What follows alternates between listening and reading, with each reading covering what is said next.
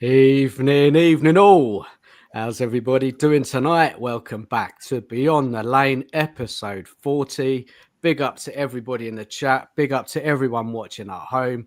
Hope you're all doing well. Please smash the like button. Please subscribe to myself, Nige, and guests if you haven't. Thank you very much.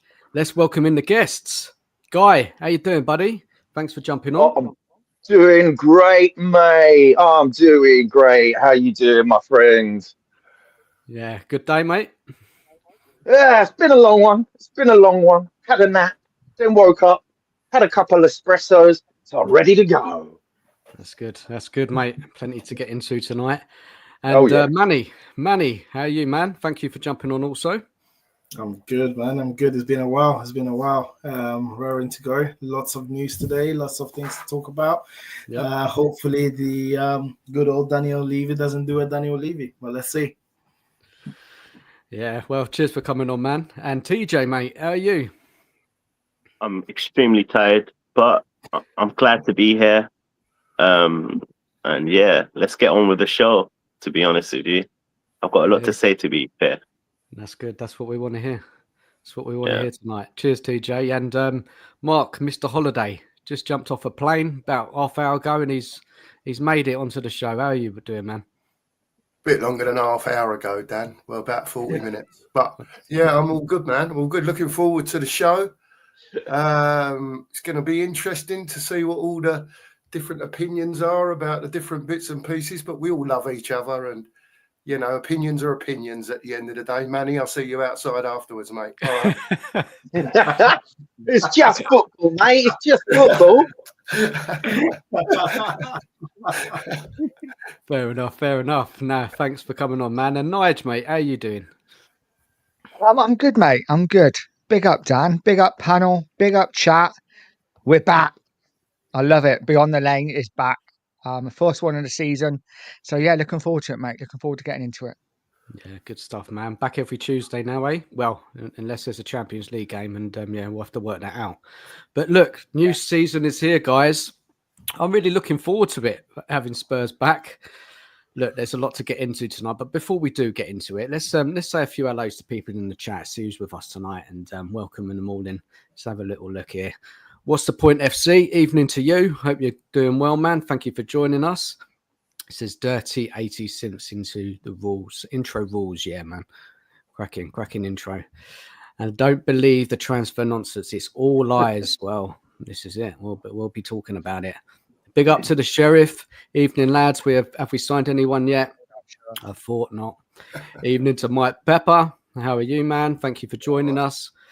What's the point, FC? Imagine an elite club turning up for a European Super Cup final with a weaker squad than one that finished 17th. Yeah, Daniel. Yeah, F off. Yeah, can't argue with you, man. I can't argue with that. Let's say hello to 1974. Jack off to Everton. Thoughts? Yeah, we can talk about that because I'm sure many fans wanted Grealish to come in. Let's say evening to David Hills. Evening to you. Hope you're good. Thank you for being here. Big up Total Spurs TV. Hope you're good as well, man. Thank you. Any more people here? That's it for now. Anyway, thank you for everyone joining us tonight. We're going to get into it now. We're going to start off with a question which, it's going to get us. It's going to get us talking. So let's get that question up on the screen. We're not messing about tonight. We are not messing about. Let's have a look. So, first question of the night. If Spurs were truly serious, wouldn't Savinho and Eze already be here by now? Anybody can take that one off. Can I go first? Go for it. So realistically, we should have signed these players way before the tour. We should let's be honest here. Before I know Gibbs White didn't happen, right? But I know every Tottenham fan mentioned Eze coming in. He was a perfect person for Tottenham to go for. So why is it taking us so long to even think about talking to Eze? That's my question. And to be honest with you, personally, I don't think it's going to happen. What's the point? What's the point? I don't believe it's going to happen. We would have, if we were a serious club, we would have got our business done before the tour. So in my you asking opinion. us a question? Are you asking us a question, or do you have a reason why I you think can this answer hasn't been that. done? I can answer that question, TJ. You can tell you're a young fan. Go for This it, my is friend. usual Tottenham. This is usual Tottenham. This is usual Tottenham. I have gone through probably, I think, so 91. I've probably gone through since Levy's been here. Every transfer window, it's always the same, mate. It's always the same. It's always the same conversation every year. It's the same conversation. We're linked to this player, that player, this player, that player, that player, this player. Oh, we're not a serious club. We're not a serious club. Why aren't we doing this? Dude, this is Tottenham. This is normal. This is normal. You You would know, have this thought is there was some sort of normal. ambition, to be honest with you. But in my opinion, obviously, look, I'm not a fool here. I know Levy is one of the worst owners in Premier League history, in my opinion. I fully Chairman and owner, by the way. dislike him. No, you know what? We could do a lot better with other owners, personally. But for me, we can see that Tottenham's not really ambitious. Because if we were ambitious, we obviously just recently won the Europa League. And we were the ones, think about it, like we were the ones that won the Europa League. We should be the ones making signings. We should have had our signings dusted. We shouldn't even be thinking about signings right now. Or if we're going to be thinking about signings, you're going to obviously think about like extra players. You get where I'm coming from? But we should have our squad already set and ready to go. We should also be selling as well. That's another thing. It's not just 100%. about coming in. It is people going out. 110%. It works But this both is ways. Tottenham, man. This is Tottenham. This is normal. This is another thing because I don't follow. Dan knows this. I'm just going to reiterate for the chat and panel. I don't follow transfer news and rumors and ITKers, and I'm not on Twitter, right? So I get all of the news transfers and all that stuff from my mates. And every time I get, oh my god, I go, has he picked up the shirt yet? Has he put it on yet? If he hasn't put it on, I don't care. Like, it's nice to have a conversation about hypotheticals, but you know, we've been looking at Eze for what, 2 or 3 seasons now? 2 or 3 seasons. So for me, and I just debunk. It's the usual Tottenham, man. Sorry for cutting you out. I'm going to let other people speak. Can you go back to that last comment about waiting for Man City to make signings? Right. I'm going to debunk this quote, this opinion, because look, we already knew we were in for Gibbs White. Look, it didn't happen, right? And that was how long ago, right? So a club that realized they get rejected, you would go on and get the next signing. And that was what, 2-3 weeks ago now, around 2-3 weeks ago. Correct me if I'm right or wrong. So I disagree with we're waiting for Man City to make moves, because that makes no sense. We should already have our players. We should have already had our players before the tour. There's no excuse. TJ, but yeah, sorry, I'm going to let other people go. There's a bit of an echo when you're speaking. I can hear it back. Can is anyone there? else hear that? Yeah, I can hear it. I can hear it. Is someone else? Yeah, in the background? I've got 3-dimensional headphones and it's bouncing around my head, mate. Okay, So cool. Let me leave and come back. Let's go to Manny here. Manny, what's your view on this? And why haven't Spurs got these players in? What's the delay? You know, what are we waiting for? Super Cup final tomorrow. Massive chance to win another trophy. And again, we're not ready. Yeah, mate. That is, it's Spurs. Or it's just Spurs. Like, I mean, TJ's points are very, very valid. Obviously, this is the first time I've seen TJ on a show. Valid points. The problem is, like, I disagree the fact that he's saying that Levy is the worst owner ever in the Premiership. He's not the worst. That's a hyperbole. However, I do think that when it comes to ambition and when it comes to getting, doing what is required to get us onto the next level, he really, really lacks it. And when I say he lacks it, obviously I listen to a lot of what he says, And you can see that he is just a finance person 101. Like, I'm a finance person. I work in finance, right? And I love seeing money in my bank account. I genuinely think that he loves, going on to the Spurs bank account and seeing the money and thinking, this is wonderful. And it wonderful how we're generating multiple streams of revenue. We're doing X, Y, Z. And it's like, actually, you know what? I've got a club to run. I need to sign some players. Like, genuinely, I do think that the lack of ambition is his biggest Achilles heel, because if you look at from a business side as an owner, you can literally give him the thumbs up for every single thing that he's done. You can literally look at from the time he came to Spurs, the fact that he had the vision to think, you know what, the landscape of football is going to change, and I need to find an organic way for Spurs to actually generate revenue, get ourselves set up, etc. You look at all these things and you think, right, so why on earth have you done all of this for us to again win an Europa League after 17 years, for you then to spend whatever it was it 7-8 million to sack the manager who won it, and then all of a sudden to act like the club who hasn't won it? Like, it just baffles me a lot of the times. But listen, with Spurs, sometimes you just have to, unfortunately, because of the club that we are and the ownership that we have, you sometimes have to just take the positives in a sense. And the positives are at the moment that we're being linked to two players that really will improve us. And all the talk that I'm hearing today from my side sounds like we are genuinely very, very seriously in conversation and negotiations with them, and that there is a serious chance that we're going to get it over the line. So there is absolutely zero excuse for them not being here now. I mean, with Eze, we could argue that he was waiting on Arsenal and now he's tired of waiting. I don't know, but other than that, there's genuinely no excuse. There could have been, many more. As TJ said, we were waiting for the Morgan Gibbs White situation for like 2 weeks and did nothing in the meantime. So I'm not surprised. It's just Spurs. Yeah.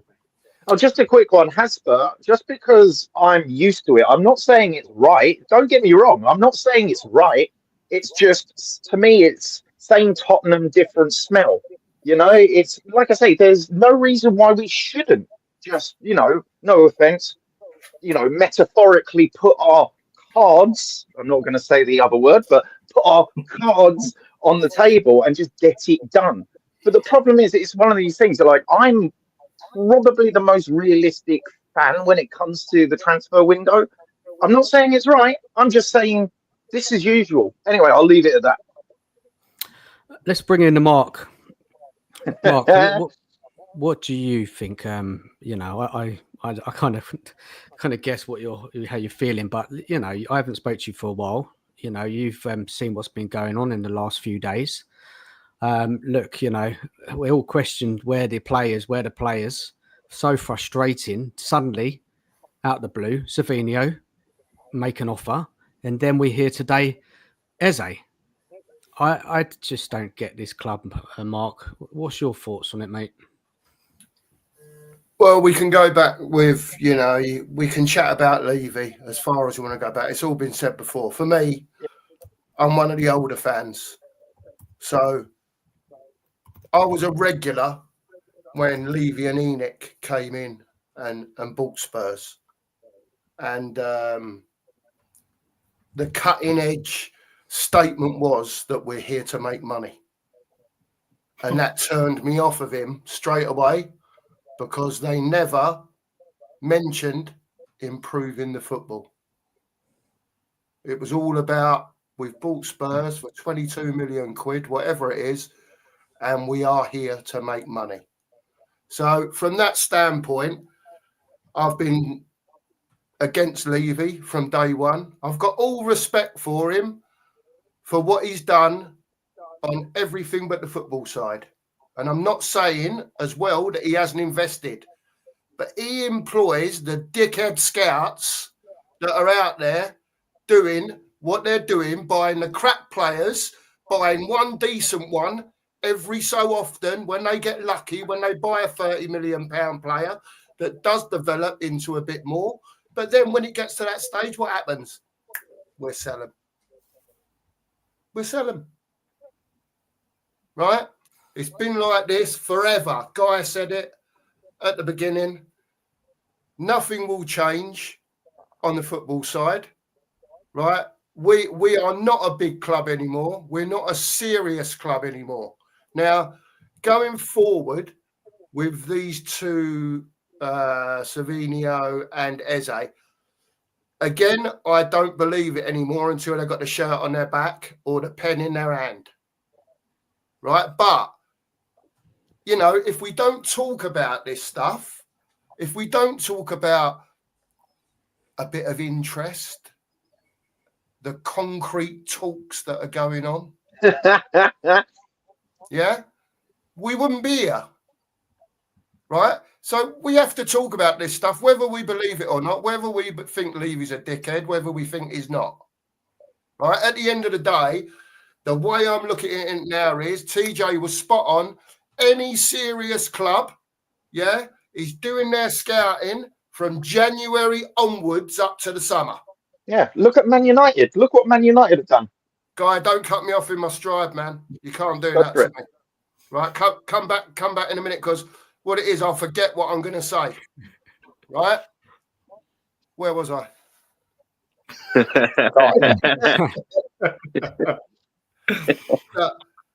Savinho and Eze, right?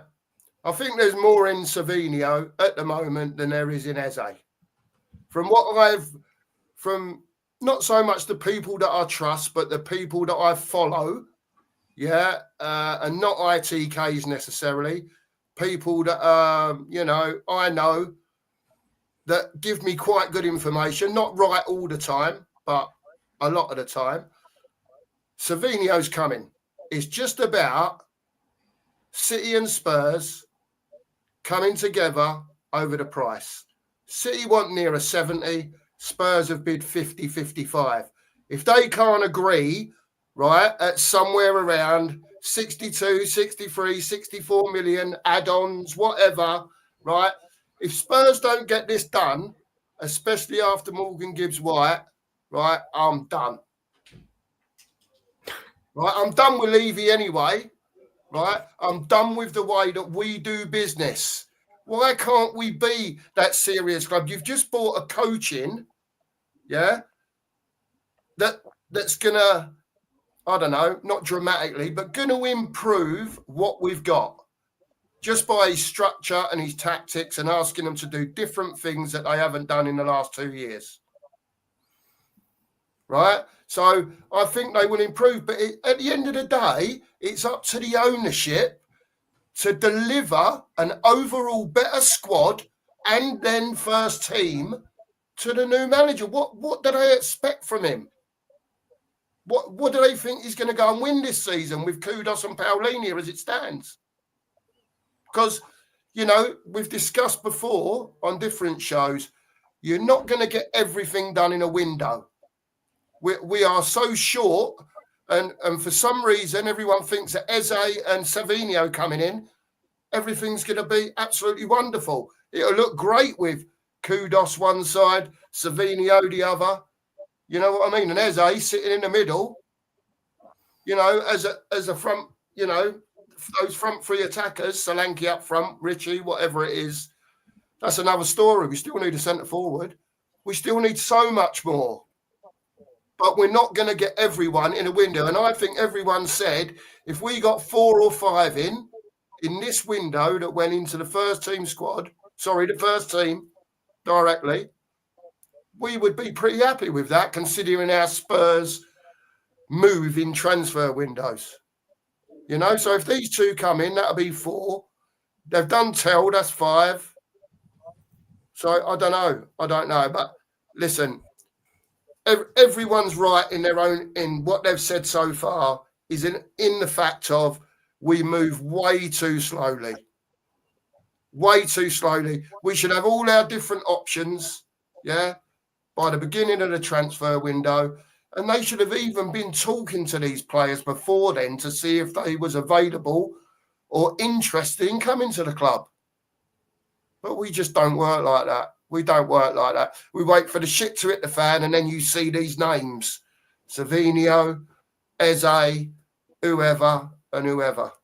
Man, let's see what happens, Dan. I'm not holding my breath. I'm hoping, as we all are, hoping that something happens. Look, guys, listen, right. Look, there's a buzz at the moment, isn't there? The last couple of days linked to Savinho, Eze, fans are getting excited. But again, I'm very, very cautious. Very, very cautious with this. I'm not getting carried away. Fantastic, we're linked with them, but let's get them in. Yeah, let's see if the club go out and bring both of them in. Yeah, both of them into the side. Yeah, until I see it, I don't believe it. Now, going back to the kind of delay of the transfer window, why it's been so slow, I'm sure you've all seen some comments coming out from Frank. I don't know anybody at the top of their head. There seems to be some teething issues with the recruitment team, right? With Frank, Lange, whoever else is there. Anybody got a take on that? That maybe they're presenting Frank with certain players and he's turning around and saying no. I just think it's one of them, isn't it? Frank was at Brentford 7-8 years. It's not always going to fall into place straight away. I think as fans we'd be stupid to think everything straight away is going to work. They're going to have differences of opinions. I think that's pretty normal. I don't see a major issue with it. As for Eze, I'll just give you my opinion quick. I'm not even sure whether Spurs actually ever wanted Eze.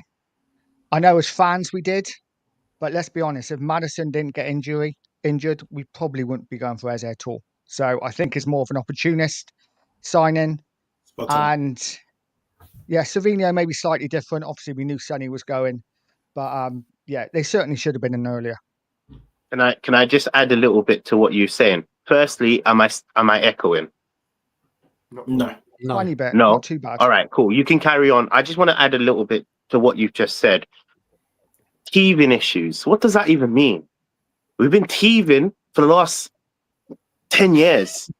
What do you mean teething issues? We're talking about Frank, TJ. Frank and Lange. Yeah. Right? But look, he's just let me come tell in. you. He's just, TJ, let me finish, man. He's just come in. We're all waiting. We're all asking questions. Why haven't we got our transfer business done? Mm-hmm. Got two in. Palhinha, Kudus, happy with, yeah? What's the delay? The season starts tomorrow. Right, and then we hear little comments come out from Frank that he's got a bit of work to do with the recruitment team. That's what I'm pointing towards. Do you get it? But I agree. I agree perfectly. That's perfect. In an ideal world, I accept that. But there's always teething issues under Mourinho, Conte, Pochettino. Teething issues. Sadly, that teething issues is an excuse. Because if you were seriously, wait, hold on. In fact, I would love you to go watch Ben Foster. He's now doing YouTube. You know the goalkeeper? Yeah. And he was talking about insights about when a player knows a club is interested in them. And he said it's not a week before, it's 6, 7, 8 months.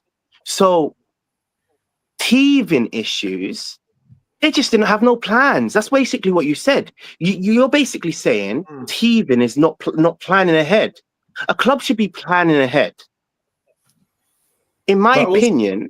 Oh, go for it. Sorry. Say that again. No, I think you're spot on one thing, especially because I was going to jump in about what Nige was saying, right? And I understand what Nige is saying in relation to the fact that obviously Frank has just come in. What he was saying, because I remember the quote, because people started going off of that, but he was basically trying to say that they're not on the same page at the moment, him and the recruitment team, in relation to what he wants versus what they're providing him. My issue with this whole thing is we were told, this is even before Ange came in, that we were going to build this state-of-the-art, world-class analytics team that's going to be telling us, who is going to be the biggest star or who is going to fit into this or into that mold, etc. But it seems like the recruitment of these recruiters or what scouts or whatever you want to call them seems to fall by the wayside every time, because it seems like every time there is a new manager now, there is a shift in the boardroom. Scott Mann came in. He was tasked to, lead this analytics team and lead this revolution of the data-driven model team. Yeah, do all of this stuff and build all of this stuff. 2 years in, we're like, oh, actually, you know what? You're not good enough. And I mean, I'm not saying, but no top team, no top 6 team would bring in a director of football from the other side of the world that has no understanding of how our side of the world works, right? Like when Edu left, Arsenal brought in Berta. Like the Chelsea team brought in the scouts from Brighton. The Liverpool team brought, the team that were there before, what's his name? Klopp came in. Like you can clearly see that our decision making, for whatever reason, even at the very top, to get in our director of football or our chief of football or our whatever it is wrong in the first place, and it just cascades down. Yes, I agree with you, Nige. It will have to be again. We have to give them time, which it seems like every 2 years we're having to give people time, right? But it's not good enough, even from that side. Even if you were to ignore the players' recruitment side, at the top, who we choose is also wrong, and it's an absolute shambles sometimes. And I'm not, obviously I've been on a high all day. I'm not trying to moan about things, but it's quite interesting that it seems like our decision making is there's always something lacking in our decision making. Well, can I also add something to what you're saying, and then other people can go? But it's not even just recruiting issues. We also hear reports about the medical team not being up to standards. We also hear that there's so many things wrong within the club. Put it like this. So I spoke to a very legacy fan, and he said, if you're building, this was the analogy he put out to me. If you're building a house and the foundation is weak, no matter how tall you build the house, even if you want to make it into flats, there's going to be a point where it cracks. And once the foundation cracks, what happens to the house? It falls down. So if the foundation's not right, it's never going to be right. Personally, that's my opinion. We're all hoping and dreaming that, yeah, we can get all of these players. But for me, it's the same. Look, Guy and Mark said it. Mark said it to me, and I'm actually coming to that now because I'm pretty young. Guy is right. I'm pretty young. I haven't actually experienced. I've experienced a trophyless drought basically all my career life. Only last year, obviously, we won a trophy, right? So I've seen failure after failure after failure. So the foundation's not right. We need to just guide. The answer is obvious. We need new owners in order to improve. If we don't get new owners, we'll never improve. That's the foundation. And once that changes, everything will change. Personally, look, and I'm not going to be one of these Levy out. I am a Levy outer, but anybody that believes Levy is doing a good job, come convince me. I would love you to convince me. But for me, it's just not good. It's just the same old nonsense, to be honest with you. Okay, so look, we all look at social media, right? We all see what the reaction is, YouTube, X, whatever platform you look at. Now, the fan base look happy again, right? Don't take much, does it? Yeah, a couple of links. They're desperate. A couple of links, and everybody's like, "Oh, this would be amazing if we get them in." Yeah, great. Yeah, if we get them in, then a celebrate. Yeah, then actually we can turn around and say, actually the club is actually changing there, because if we did bring those two in, that would be 4, players ready for the first team, and we haven't seen that. I can't remember. So look, let's get the business done first. Now let's change the conversation a little bit, and do we actually think it's going to happen? Nige, do you think we're going to get both of them in, one of them in? What's your take on it? I think we get one of them. I'd love to get both of them in. I'm not convinced by Eze at all. I just think if Spurs really wanted him, we've known the price for months and months and months. It's 68 million. If you want him, put the 68 million down. So apparently we've gone in for a bid of 50 million plus add-ons. Come on, man. You know Arsenal are knocking on the door. If you want him, go pay the money. He could be in. He could be in having a medical now. If he comes in for medical, lock the doors, lock the windows, because we've been here before. You know, just get the deal done. I'm confident. I'm confident with Savinho. I'm confident with Savinho, but I'm not so confident with Eze.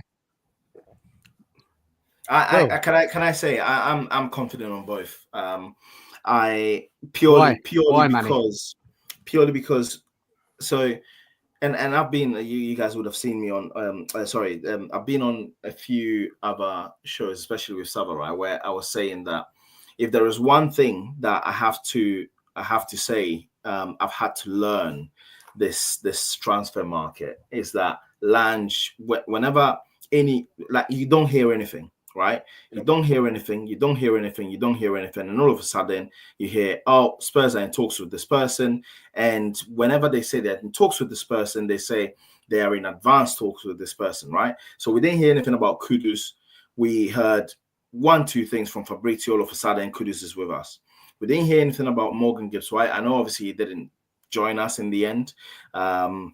And just to say that he's having an absolute wonderful time. They've scored 0 goals in the last 8 games, and I hope they get relegated. But back to the point, we didn't hear anything, and all of a sudden we had put down, we had triggered, thought we triggered the release clause. Again, we didn't hear anything, and some people will say it's purely because what's his name? We lost to Bayern, and all of a sudden they went into panic mode. But again, we did not hear anything at all. And then all of a sudden, this Savinho thing, which nobody could have guessed, came into play. I do think from the Eze perspective, I think it's slightly different. And the reason why I'm saying it's slightly different is because Arsenal have been hovering around the Eze signing for a while, right? And the whole notion from every single reputable source is that they need to sell to buy, but apparently they don't want to release a lot of cash up front, and us triggering that release clause would have then probably have had us have the same situation as Luis Diaz. If any of you remembers, we decided to talk to Luis Diaz. Their representative told Liverpool are like, oh, actually, if you guys are talking to him, let's go and get him. And I think they don't want that. They want a situation where the release clause is not in play, so that even if Arsenal were to come into play, we have the funds to be able to offer more not from a valuation perspective, but from a cash up front perspective, which Arsenal can't do. Yeah. I think that's the only reason why this Eze one is a bit different. But in terms of the Savinho one, I don't want to be negative. I want to be positive, because we need a Savinho, because if we get a Savinho on the left, someone who with his trickery, with his pace, he's got one of the highest ball carries in the league, right? And then we got someone like Kudus on the right, and at 10 we will be cooking. But I don't want to let me not just talk about it from that perspective. It's fine to think like that. I'm not saying nobody can get excited or anything. You'll feel how you want, but for me, I won't until I see those plays. Oh yeah, 100%. Especially after having the. Yeah. Here's the thing, Dan. Here's the thing, Dan. I'm confident I'll be disappointed. Can I just say, I'm confident that, apart from what Giant says in the chat, if you listen to the whole conversation, then you wouldn't be putting sentences like that in the chat, right? Secondly, the reason I think Savinho will get done is he's on 80 grand a week at Man City. Apparently 40 even. 40, isn't it? Right? 40. Yeah. So 40. Even if we come in and offer him 120 grand and 50% his wages, number one, that's nicely in Levy's wage budget, right? Number two, he's 21 years old, right? Yeah. You No, see I where think I'm he's going 20. with this? And number 3, yeah, it's the usual story of Spurs, Mr. Levy, and Man City, whoever it is that's their top guy, bartering over 5 or 10 million. Yeah. That's all it's about at the end of the day. All right? So it's the usual story, right? Whether they're prepared, you got to remember, Levy, when it comes to football, yeah, and getting it right, he spent money, big money on players that haven't turned out. Ndombele, Richarlison, so on, so on. So when you're talking about 70 million for a 21-year-old, right, he's risk averse, Daniel Levy.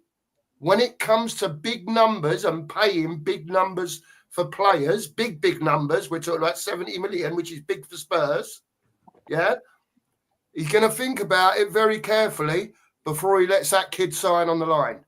And he'll want that deal to be perfect, not only for Savinho, I want it to be perfect for him, but Levy will want it to be perfect for him too. He'll want to feel like he's got the upper hand, even if it's by £1 over Man City. Can I add my due diligence? Look, obviously I'm a big fan of Eze. I would love Eze to be to come to Tottenham. I'm not going to get excited until I see them in the shirt personally, because I've got PTSD after Gibbs White. Let me be so honest with you. So He's learning people. yeah, I've got PTSD after Gibbs White. So I'm not really confident right now that it's over the line until I see the shirt on him, right? But regarding Savinho, I think he's a phenomenal player. However, and look, honestly, on this panel, I would want him to come to Tottenham if it was less than 70 million, because I don't think he's worth 70 million. However, there are other players out there that I would be looking at and I'll be considering. You've got Dortmund, Adeyemi. Just do your research about him. He's quick on his feet. He can even play the striker role. He plays the left wing role. He plays the right wing role. He's versatile. And for me, it's not going to be around 70 million. But am I confident that Levy will trigger that 70 million? He probably has PTSD as well after Ndombele. So, but I think that's the issue. That's the thing, though. I'm really doubtful about that as well. No, but I think it's just one little point. I think that's the thing. If you really look at the players that we currently are going for, you could even say it is a residual situation out of the Ndombele situation, because we went out of the league to get a player that was really sought after. He came into the league and he couldn't handle it. What you've seen with our signing and for every single player that we're going for is that they all play in the Premier League and have Premier League experience. We've gone in for Kudus. West Ham fans have been moaning and crying and sobbing, but he was the best player the season before, right? And you can see the quality, and he was being touted to go out to Liverpool for 85 million the year before. We've gone in for Morgan Gibbs-White, who's the captain of Forest and had an amazing season and got them qualified for, at the time, the Conference League, right? And then now Savinho and Eze. It looks like someone in the boardroom has said, if I am going to part ways with 70, 60 million pounds, it's going to have to be for a player that I know can play in this league, and we're not going to have the situation that we're having. And that's the only reason why my confidence is slightly more than I would have if it was anyone else. That's the reason why. That's a fair point, to be honest with you, because considering that, and I didn't consider that while I was saying that last segment, that they're Prem proven. Well, they are going to be Prem proven. They've experienced some sort of football in the Prem, and that's a key issue. That's why this window is a bit different, and it's fair to say that. But 70 mil for someone, I don't think he's worth 70 mil personally. I would love him at Tottenham. Believe me, I'm not disheartened the signing, but 70 million is too much for him. personally. He's not proven it yet. If you understand where I'm coming from, he hasn't done nothing in the Premier League. The problem To be is, worth though, 70 TJ, million. What are you talking about? If Eze you or leave him, Savinho? if you leave him, Savinho. though, TJ, whether he's Yeah. worth 70 million quid or not, if he stayed at City or went elsewhere and had a blinding season, yeah, then at the end of next season, everyone's going to be going, God, we should have got hold of him when we had the chance. That's true. Yeah, that's fair. And there are some You know players that what I mean? sometimes So when you look, you can't win sorry. either way on that thing. Yeah. Yeah, no, that's a fair I point. think the way we have to look at it is, TJ, ain't our money. At the end of the day, Yeah. we are just fans, right? We're not weighing out the 50, 60, 70s, 100 millions. That's the club doing that. We're never going to change what they spend, right, on a player and what they think a player's worth until they get proper people in to run the football side that are footballing people, that understand. Right, because we got people up there that just don't seem to understand at the moment, or that are just want to buy cheap and carry on buying cheap like they have always wanted, or like they've always done. Most of the time. Spot on. And we need to remember, right? There is a difference going to Brentford or even Manchester United and paying 70 million for a player who you can see is very good, but might have not had the GA, right? But when you go to a team that is as structured and well stocked like City, sometimes you pay certain fees that people outside will laugh. E.g., when Chelsea paid 49 million for Cole Palmer, everybody laughed. Everybody laughed. They're like, Cole Palmer hasn't even kicked the ball properly for City. Now, if you want to go and buy Cole Palmer from Chelsea, just like Mark said, spot on, you will have to, they'll not even sell him to you. That's the point. They'll not even sell him to you.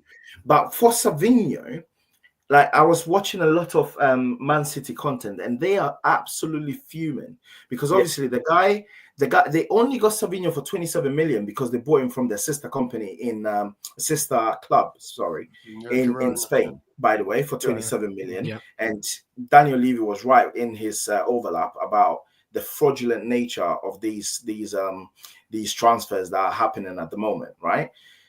But in La Liga, in a team that at the time no one thought would do anything, he scored, I think, 10 or 11 goals and 10 assists or 12 assists, right? Catapulted them to the Champions League.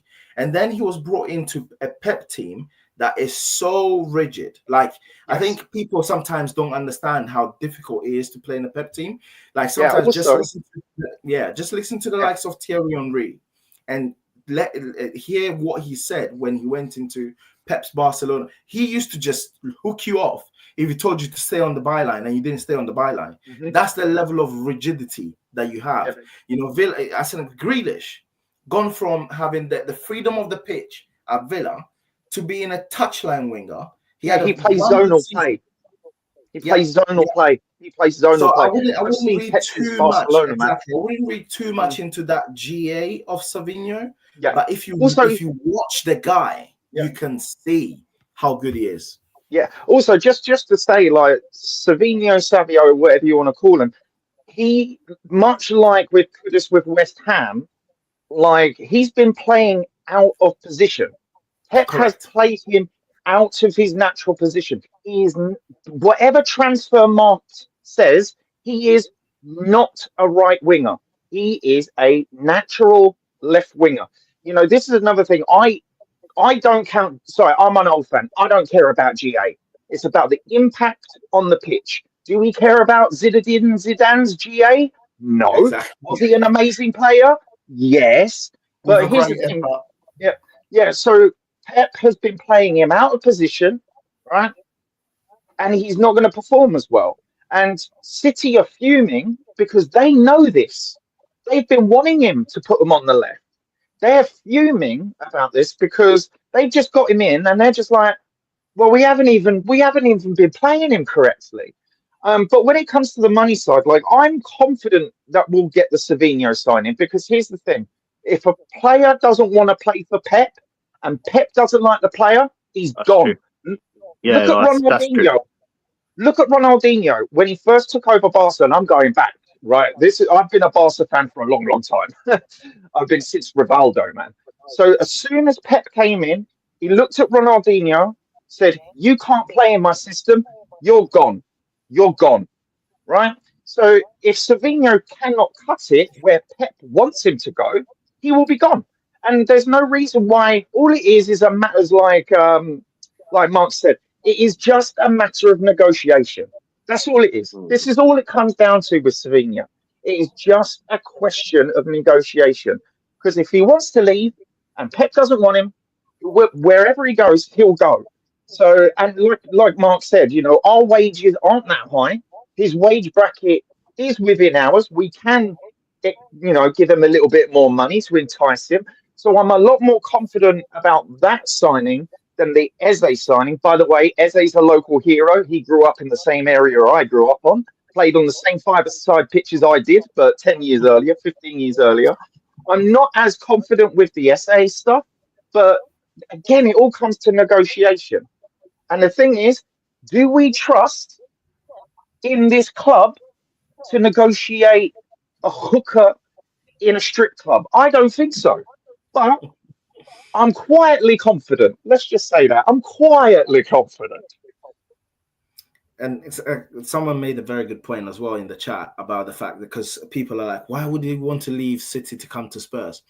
Next year is the same reason why, Richie has got zero want to leave Spurs at the moment. Yeah, Next year is a World Cup year. Yeah. They need to play. And that Brazil team, I'm sorry to say, mate, if you play, part here, part there, you ain't getting into that team. I'm telling you now. So you need to have regular football. But back on one point as well, right? And a lot of people know that I used to be an Angina, right? I really liked Ange. Wanted him to get the one chance to redeem himself, right? However, when Frank came in, the whole notion is about how he and Cochran, right? About how he develops players, especially in the attacking third. Now, when it comes to Bryan Mbeumo, everyone is raving about Bryan Mbeumo because he scored 20 goals and he went to United. But the 2 seasons before, the guy couldn't hit a barn door. He could not hit a barn door. Like, I used to watch and think, wow, this guy cannot finish to save his life. And then all of a sudden, through help and through coaching, he's got to that side. So when you have the quality and someone can work with you, like Savinho, in my opinion, if what's his name? Frank and Cochran get their hands on him, they would be able to turn him into a goal scoring player. Good player. Can I just add a little bit? Sorry, you've just mentioned something really key. I totally agree. Frank is here to improve the players. But the problem we have right now is, will Levy give time for Frank? Because it's all good. It's all good, Frank being here for player development. But if Frank doesn't have enough time to develop them players, it's pointless. Yeah. Look, I was the same with you in terms of the Ange. For me personally, respect to what Frank has done with Brentford, I didn't think Frank was the best person to replace Ange. In my opinion, I wanted Glasner. I wanted people that done it and won it. Personally, that's who I wanted to replace Ange. Obviously, we got Frank, and I was a bit disheartened, But now I have to support it, Forget Ange, Ange was back then, right? But you made a point, a really good point. If Levy doesn't stick with Frank, sorry about that, doesn't stick with Frank for more than 3 or 4 years, it's pointless bringing in Frank, because you're going to be doing the cycle again. The same cycle that we keep going on again and again and again. We have to be able to stick with a manager in the bad times, the good times, because that's how you will improve. But yeah, that's my 2 pence, because you made a really good point. The one thing I will say on that is that at least this time Frank's come in and all his coaching staff have come with him. Yeah. That's a massive plus. Massive plus. You know, he's not working with coaches that ain't got a clue what he's going on about, or he's trying to get points across to. He knows he can leave them fellas because what's expected of him is expected of him from Frank, the same as what was expected of Basuma, and he failed to do it. So he's been kicked into touch, disciplinary. Yeah, I know you're going to talk about that, Dan, but he's showing in his own way, I'm not messing about, lads. Spot on. This is how it's going to be, yeah? If you don't like it, you'll have to shape up and shift out. look, guys, I just want to just say to big up to everyone watching. Please smash the like button if you haven't. Please subscribe, and please subscribe to Nige as well. Get his link up. Please subscribe to TJ, Manny, and Mark. I'll get their links up in a minute. So look, just to round off this conversation with Savinho and Eze, just want a quick answer from everybody and in the chat as well. Do we think that Spurs are going to get both in or not, or one? I just want to go around the panel quickly, and then I've got a question about a bit the bigger picture for the season after. Nige, did you? I think we'll definitely get one in. The only thing I will say quickly about Eze is apparently Eze and Cochrane are coach. I was literally going to say that. They're pretty tight. Yeah, so that could work in our favour. So one, Nige, you think just one, and then that's just not good enough, right? It's just not. You know why? No. Just if you're going to go for these two players, right? After what happened with Morgan Gibbs White, after the history of failures of getting in top players, they can't fail again with these two. They've got to bring them both in. Otherwise, what has changed? What are they doing? Just if Palace want a certain amount of money, go in and give them the money, get the deal done. Same with Savinho. If City want more money, just give them the money. You obviously want the player. You know, they're worth a certain amount. You've got to pay it. Get them into the side as soon as possible. Guy, what's your hunch on it? I know you did say a little bit a minute ago. Yeah, I'm pretty much 80% on the Savinho/Savio signing. I'm pretty confident about that. But again, I'm always constantly disappointed at the end of every transfer season.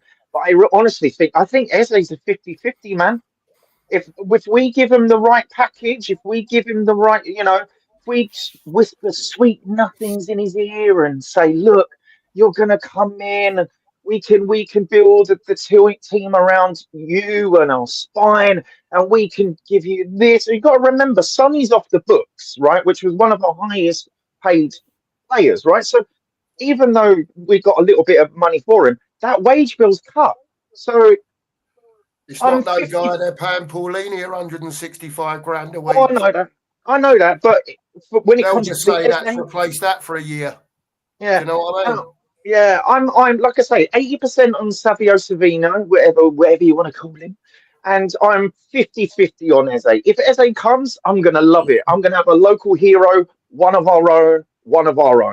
But I'll leave it at that. So one out of the two, yeah. Yeah. Okay, Mark. Well, it should be both. No ifs, no doubts, no whatever. It should be both and more. To be fair. Right, I just think Savinho, they'll get Savinho. I'm not so sure whether they'll get Eze or not. I think it'll all depend on what happens with Arsenal, if Arsenal bid for him or not, or if they declare they're not in the race for him no more, or whether they sell players to raise funds to get him in. I don't know. To me, exactly like the lads have said, pay the money, get the players in, yeah, and then there's still 5 weeks to do whatever other business they're going to do. For me, I think they'll get Savinho and someone like an El Cajunas for 25 million from Leicester. That's what I think they'll do. And if the Eze thing don't happen, that'll be an all smokes and mirrors. And last week at the window, it'll be El Cajunas coming in. Look what we've got. He might be a good player. I've seen bits and pieces of him. But I want Eze, and I want better players in. But Mark, we did that last season, man. Mark, we did that last season. We were in for Neto, right? And then we ended up with Wilson. Yeah, agree. It's the same thing we did. Yeah. We don't want that. You don't sound convinced. Neither do I. Manny, what's your hunch? No, two guys. I'm not hearing it. I'm not hearing it. Listen, On Saturday, Come on. I'm sorry, just to go back on Mark's point, because Mark has made he's just reminded me, giving me PTSD. On Sunday, I took time out of my lovely day to watch Leicester because we were linked to El Kudus. And he surprised me, to be fair, because he was more useless than I even thought he was going to be. Right? I do not want to hear anything about El Kudus. He's terrible, man. He's absolutely terrible. Right. Second point. 2, I am confident, 1, about it because, again, it's just a hunch, maybe because of the way Romano is tweeting it, because of the way Paul O'Keefe is tweeting. But if we don't get 2, even if we get 1, Dan, you're spot on. Even if we get just 1, give Lange a ticket back to wherever he came from and just change everything, because I'm not having it. We need even if Maddis was not injured, we need both. Even if Kulu is not injured, we need both. It doesn't matter. It does not matter at all. No. Nobody should trigger me. I don't want to hear it. We are getting both of them, and that's it. It's a must. It's a must. And TJ, look, you reckon, I'm going to be honest with you. I can't answer that question right now. I'm in the mud. I've got to do a full fit for the Gibbs White. And if I put myself online and say, listen, we're getting Eze, we're getting Savinho, and we don't get neither, I might have to run up High Road naked. Because honestly, I don't know.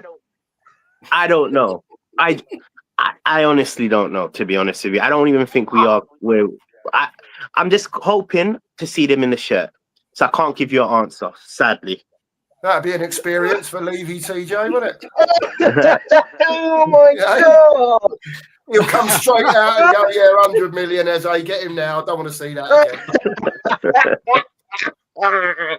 Yeah. Right, let's go to the chat. Let's go to the chat and see what they think. Let's just go down a bit. Let's have a look and see what people are saying. Hold on. If anyone has what they think. Big up Eze doing. Eze is open to come in, no excuses now. Yeah, we've heard he wants Champions League football. He's happy to come to Spurs. It's just getting that deal over the line with the Palace chairman, right? Paying the money for the player. I think it's all on Spurs. They've got to get it done. So what's this, guys, about this release clause? I keep hearing the goalposts change with this. I thought the release clause was finished. It's still there. No idea, mate. What is going on with that? Does Friday. anyone actually know? I have no idea. Was when Fabrizio tweeted that the clause had expired, but it sounds from every other reputable person that it expires on Friday. So 2 weeks before the end of the window is when it expires. That's so weird. A release clause. I've never heard of a release clause expiring during the window. I've never heard that. This transfer window is more nuttier than a Snickers bar. I swear to God.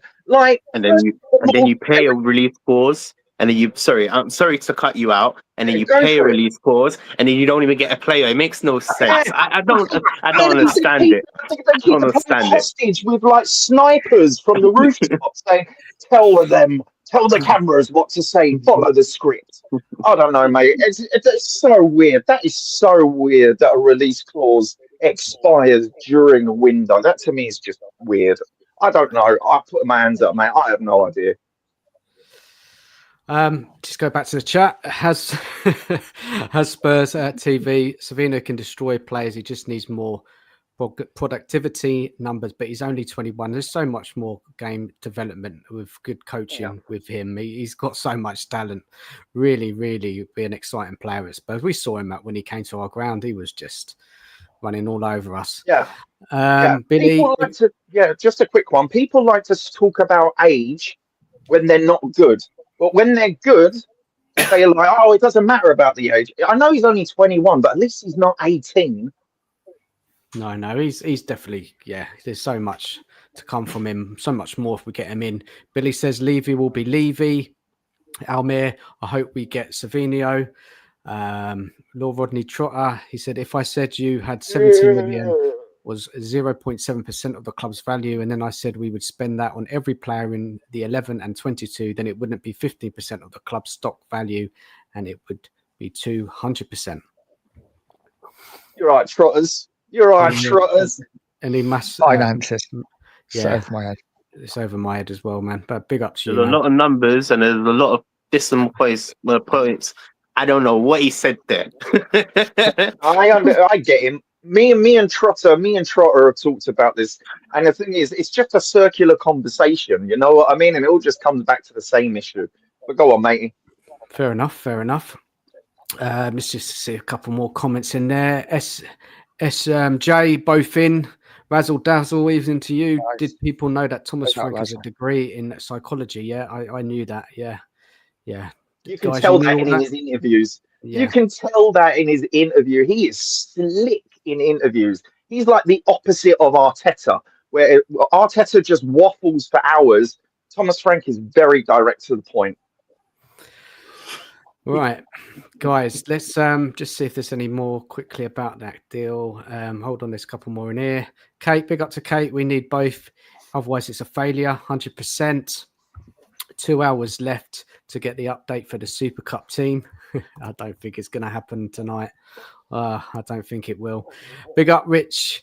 Man, Savinho, yes, not convinced Eze will come too. Hoping for both. We're all hoping for both. Let's see if they do it.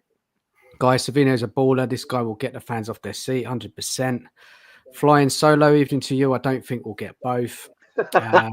Look, it's all over the place, isn't it? Really, nobody knows. But guys, just kind of now, just talking about the season ahead. Starts tomorrow. We'll talk about that PSG game in a little while. The preseason for me, not been great. I mean, we beat Arsenal. Other than that, I don't think we learned too much other than we need some forwards, right? And we need some creativity. That's clear to see. Some signs of a kind of reorganization of our defense, how we defend, a bit more compact, but it's very, very early. Guys, obviously how the team is now. Kudus, Palhinha's in. I'm sure most of us are happy with them too. And then we have Tel and Tayaki, who's injured already. What's your kind of feelings going into the season, starting tomorrow? It's Burnley on Saturday. Which I'm going to. Are you going? Yeah. Oh, yes. Stuff. Just kind of going into the season, and we can just go around the room. Let's start off with Mark first. You know, your kind of thoughts. Are you looking forward to the season, Mark? Are you just fed up with this transfer window dragging on so slow as it is with Spurs doing their business? And people in the chat as well, how are you feeling about going into the season? Let us know. Well, it's a new season, Dan, and so you look forward to it. We got a new manager, which is like, I don't know, it's like a major new signing for me personally. Just for, I think you're going to see actual improved football on the pitch next season from the players that were here last season. Now, for me, my biggest problem is that at the moment, all right, Palhinha's coming now, yeah. Kudus as our front five look or front four look, yeah, a lot's going to be dependent on him. You know, he is what I call our only ball carrying, attacking, can take someone on type of player that we've got. I don't know where our goals are coming from, to be quite honest with you. So the other thing that really bothers me is I was watching in a bar in Mallorca the Bayern Munich trouncing, because that's what it was. It could have been 8. Yeah, that was horrible. Right? Now, I know the new manager's coming, and I'll be the first one to admit things do not happen overnight. Things take time. And most of you lads on here, TJ, I don't know about Guy, but Nige and Dan, definitely. One of my biggest gripes with Tottenham is movement off the ball. It has been for years, you know, especially when we haven't got the ball. Players run past us, we don't follow them, we don't track them. Yeah, a lot of times it leads to goals being conceded. And I'm one of these old school watchers of football where I just don't follow the ball. I watch what's going on before someone's received the ball, after the ball's gone, what players are doing off the ball. And a lot of people need to watch that aspect of the game because Tottenham are not very good at it.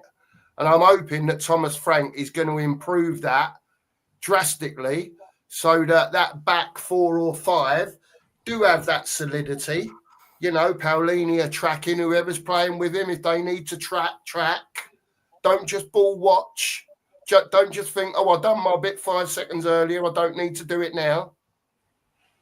You know, that side of the game is so important as well. It's all right saying about we need the attack. Yeah, we do need the attacking players for either when we've nicked the ball back and we're going forward and countering and doing whatever we're doing. But we need good players to play good football, good technical players that can do that. And when you was watching Bayern Munich the other night, even when their subs come on, look at the goal that kid scored, the 4th goal, when he bent it in the top corner. Didn't even think about it. Quality. Yeah. Do you know what I mean? We just have to, for me, Thomas Frank's got to work on that side, you know, and then the getting in of new players, hopefully. Yeah. And I said the word hopefully. Yeah. We need them bad. We cannot, and I text Nige earlier on, we cannot go in to this season, yeah, with the attacking 5, 6, 7 players we've got without Maddison, without Kulu. Champions League, we're going to get absolutely bopped. I'm telling you. And it doesn't take long for confidence to go downhill. You know what strikers are like? You know, they want to be scoring goals. And if you've got your Kudoses, your Tells, whoever's playing in the 10, your Solankis, your Riches, and they're not putting the ball in the back of the net, there's shit enough players anyway. So when they ain't scoring, it's even worse. How much crapper can it get? Yeah, true. Look, listen, Mark, say we get those 2 players in, right? What's your outlook for the season then? It helps, Dan. It helps because they're quality. So when all 3 of them are playing together, yeah, if you get your Eze, you've got your Kudus and you've got your Savinho on the left wing, and you put that out against half-decent teams, at least you're thinking, well, the manager has got a bit of structure to us in defence. Yeah, he has got them watching out, doing what they're doing, because he's going to be asking them to do stuff that they haven't been doing. It's a change for them. It's a massive change, whether you're a pro or not. If you haven't been doing something for 2, 3, 4 years, or you've never been doing it in your career, when you're asked to start doing it, it's different. It takes time to sink in, and it does. You'd think, oh, well, they're professionals. They've only got to be told once. It don't work like that. It don't work like that.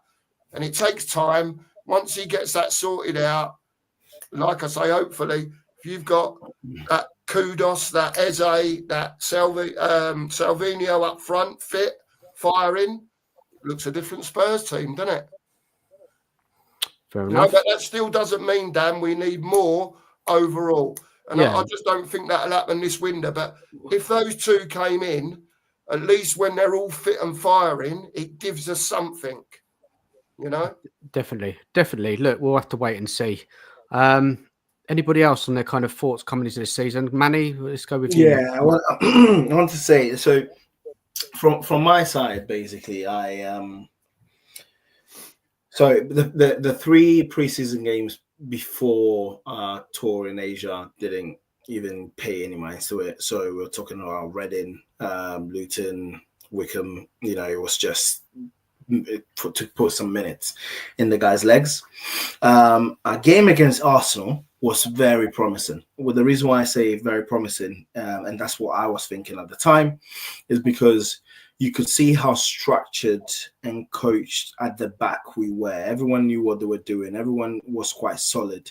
And then what we knew that Arsenal were going to press us a lot from the front. So what Frank did is, guys, listen, if you know this guy's marked, that guy's marked, just lump it off, and then we just move in transition. And it was beautiful to see. And you could see that they had no answers, right? So I came out of that game thinking, oh, this is wonderful. We haven't got much in terms of pattern of play at the front, but that can be addressed as the season goes on.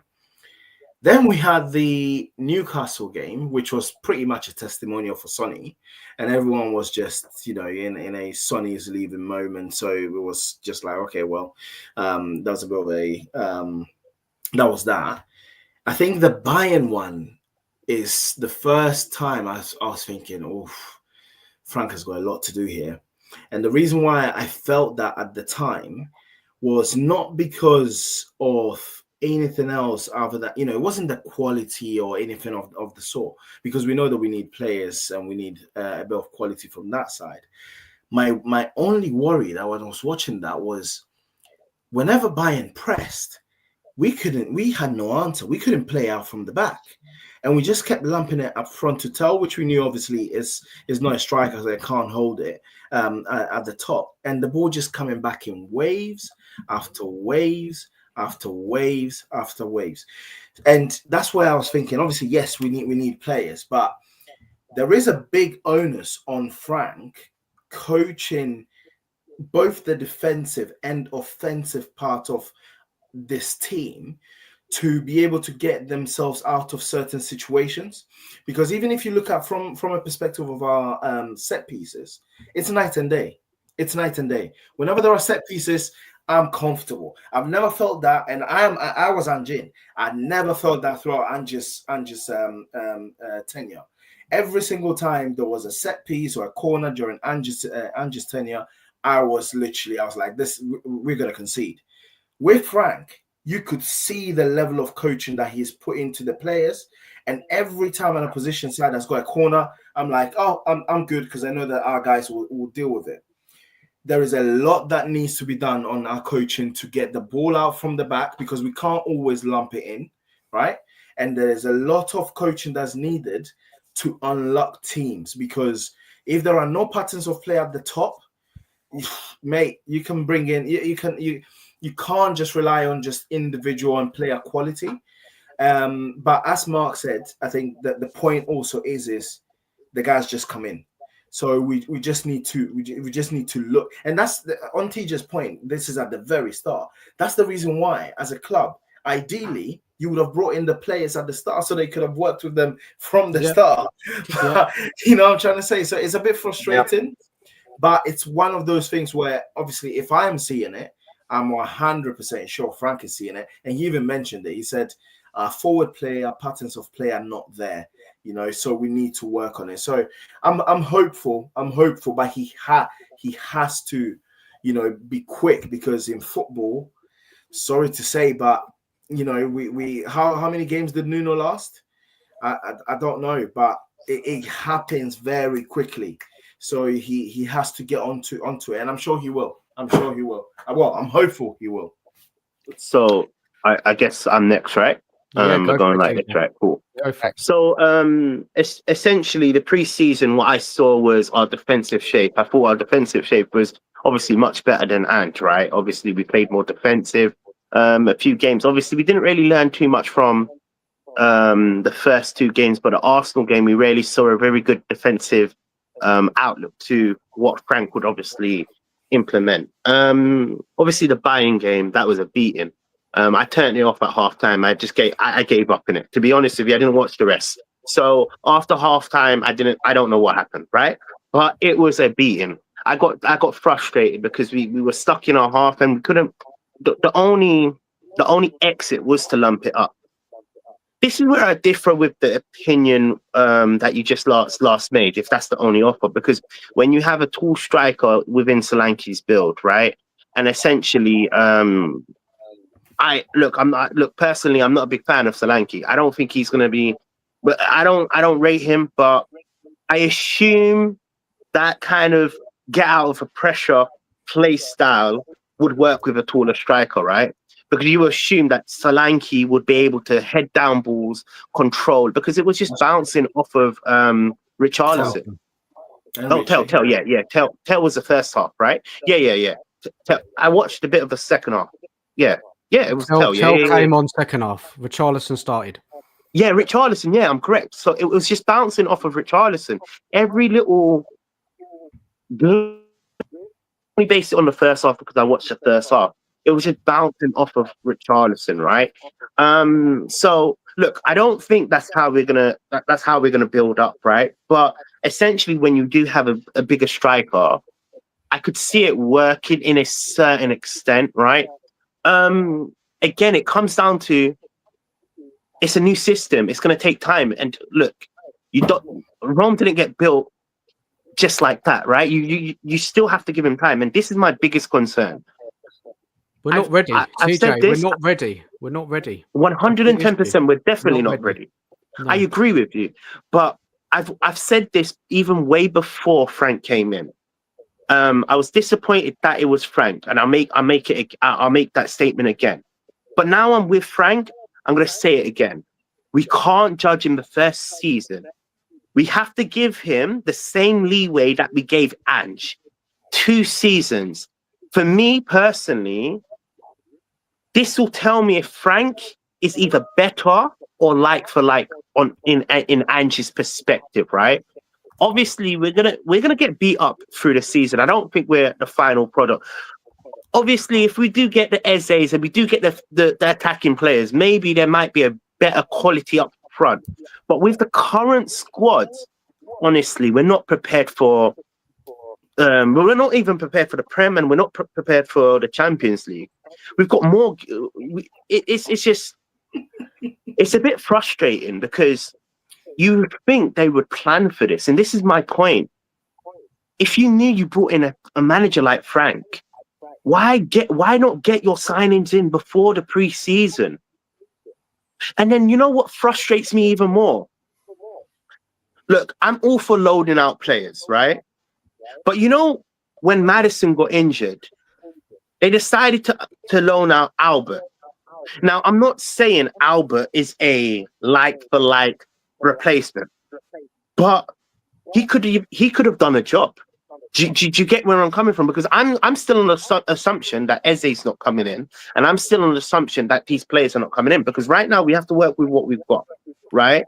So we shot ourselves in the foot even more because we've got less numbers, and then they're gonna loan out Vosovic, whatever his name. I call him the Viking. I call him the Viking. Personally, I call him the Viking. That's what I call him, right? But we're now further loaning out the Viking. Then you're loaning out Donnelly. So with the current squad that you have, this is my issue. My issue is this. I'm basing it on the current squad. Yes, maybe if we do sign Eze and maybe if we do sign Savinho, maybe it will get better, right? But right now I can only look for what I've got in my squad, and our squad is so weak. So weak. You thought Ange's season's bad. We're gonna have a deep, hard think about where we are. We're not a top 6 club. We're nowhere near the top 6.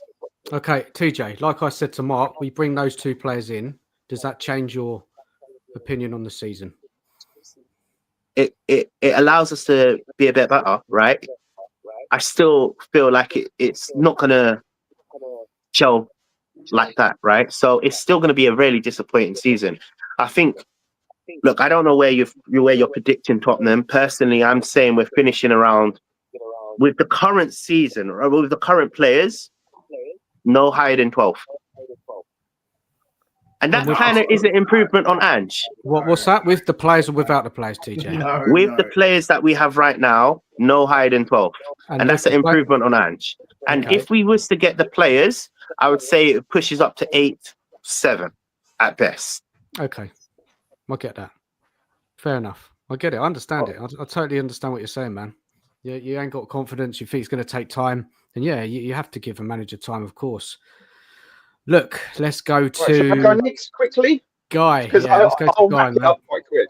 First up, big up Jacob in the chat. And what I'm going to say to you is really going to murk you.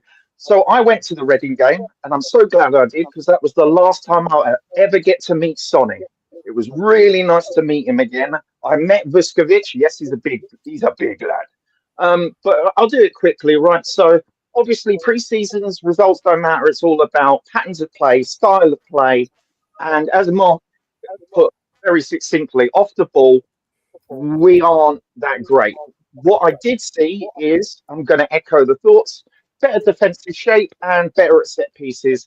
Now, when it comes to the final third, bleh, I mean, it was, we all saw, I don't know if anyone else saw it, but we all saw the fact that Tell went straight at goal and then pillow footed it. I was just like, what am I watching? So I can't see any solid patterns or style of play. Now that could be because our front final third is completely toothless. It's completely toothless. No defense is going to be afraid of Tottenham's forwards at this moment in time. It's not going to happen. Am I worried going into the season? Mate, I'm a Spurs fan. I'm always bloody worried. What Spurs fan isn't worried about going into the season? When it comes to Thomas the Frank Engine Choo Choo, I'm basing it on preseason and styles of play. I'm not 100% confident. I do not echo TJ's position there. I think at the moment we are mid-table at best, 10. If we get some good forwards, top 6 would be nice. I'm not going to hang my hat up on that because we never know. We could go into the season and it's a complete shit show. But I'll be at the Burnley game. And hopefully we'll get a good result. I mean, Burnley, we should be winning that game, boys. We should. But that's the thing when it comes to Spurs. Should kind of go out the window. You know what I mean? And we could just do a biblical stinker.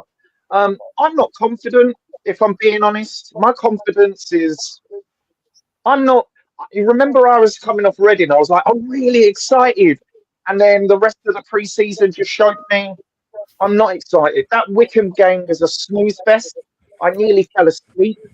The Luton game was a snooze fest. Nearly fell asleep. Arsenal looked a bit more cohesive, but it's Arsenal. It was an exhibition game in another country. Of course, the players are gonna pick up the pace a little bit. But that Bayern game was a massacre. And you've got to realise we didn't just lose to an 18 Bayern. We lost to their kids. We got pamped around the pitch by their kids. So that knocked my confidence for 6. But yeah, I'm not wholly confident.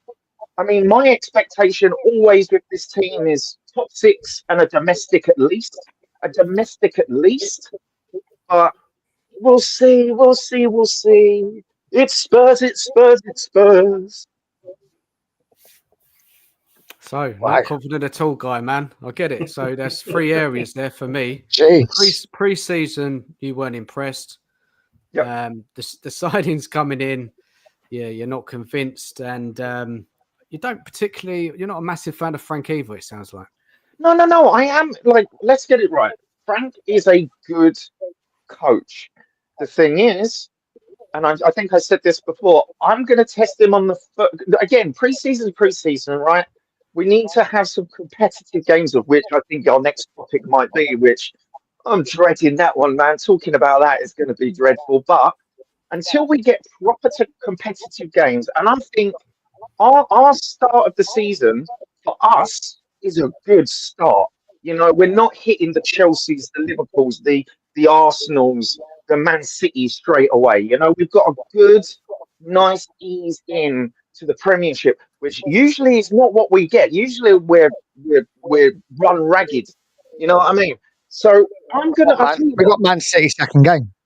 I know, but here's the thing: is but Man City. Come on, Man City, Man United. We tend to do quite well, but I think those first 3 games of competitive matches, when the pressure's on, when the points are on the line, that's when I'm going to say, oh, it's either gelling or it ain't. I still have 0 confidence in our goal scoring ability.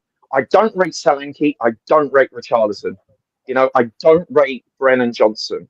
He's our good goal scorer, but he's there at the right time, right? And there's I keep saying this, and I always say this. It's like I always repeat myself. Creativity. We lack creativity. If that's addressed, my confidence will go whee. But if it's not, my confidence is still there, mate. It's still there. But I'll end it at that. Let's do it nice and succinct. Am I the only one that's confident for this season? I mean, No, I am. I genuinely am. You guys are drunk. I've literally. I know we have no attacking force at the moment, but what I'm seeing in pre-season is Spurs at last defensively pretty sound, and with Palhinha coming in, I just think that improves us no end defensively. I've said it already. I think we concede 45 or less this season. I think we take at least 20 goals off what we conceded last year. The problem is, are we going to score enough goals? And if we sign Eze and if we sign Savinho, I think that transforms the team totally. I'm expecting, I mean, listen, I'm not Solanke's biggest fan, but if Solanke doesn't score 20 Premier League goals with Savinho, Kudus and Eze serving him up, then he needs to go next season. So for me, I'm excited. I think, listen, we have to get these signings through the door. But if we do, I think we're in for a good season. I think there's absolutely no reason, and maybe I don't know. But there's no reason why we can't finish if we get Eze and Savinho in. Best of the rest. I don't expect us to finish top four. Sorry. Oh, go for it. No, go for it. If you want to go first, no, because I wanted to back up what Nige is saying, because if there was one thing that I did agree with the Ange Alters on, was that we were never a 17th place team. Like even with the injuries, there was a certain level of ego, unfortunately, that he had, which he didn't want to change when it came to certain games that he could have shut shop and we would have been able to actually gain points from, right? So considering the fact that we're not a 17th place team, and considering the fact that the likes of the teams that did well last season, your likes of Bournemouth have got their entire team picked on. Brighton, they're there and thereabouts. But no one else is really doing much, right? And even Newcastle and Villa are hamstrung by this whole PSR situation. Plus, Newcastle has also got the issue with Isak. It came out today. Isak basically said, even if he doesn't get his move, he's not playing again for Newcastle, which is crazy talk, right? But there is a lot of turbulence. And if there is something that I did think of when it came to especially the Arsenal game, obviously not the Bayern game, but the Arsenal game, is that obviously we're not going to be playing Liverpool's, Arsenal, City, etc. every single game.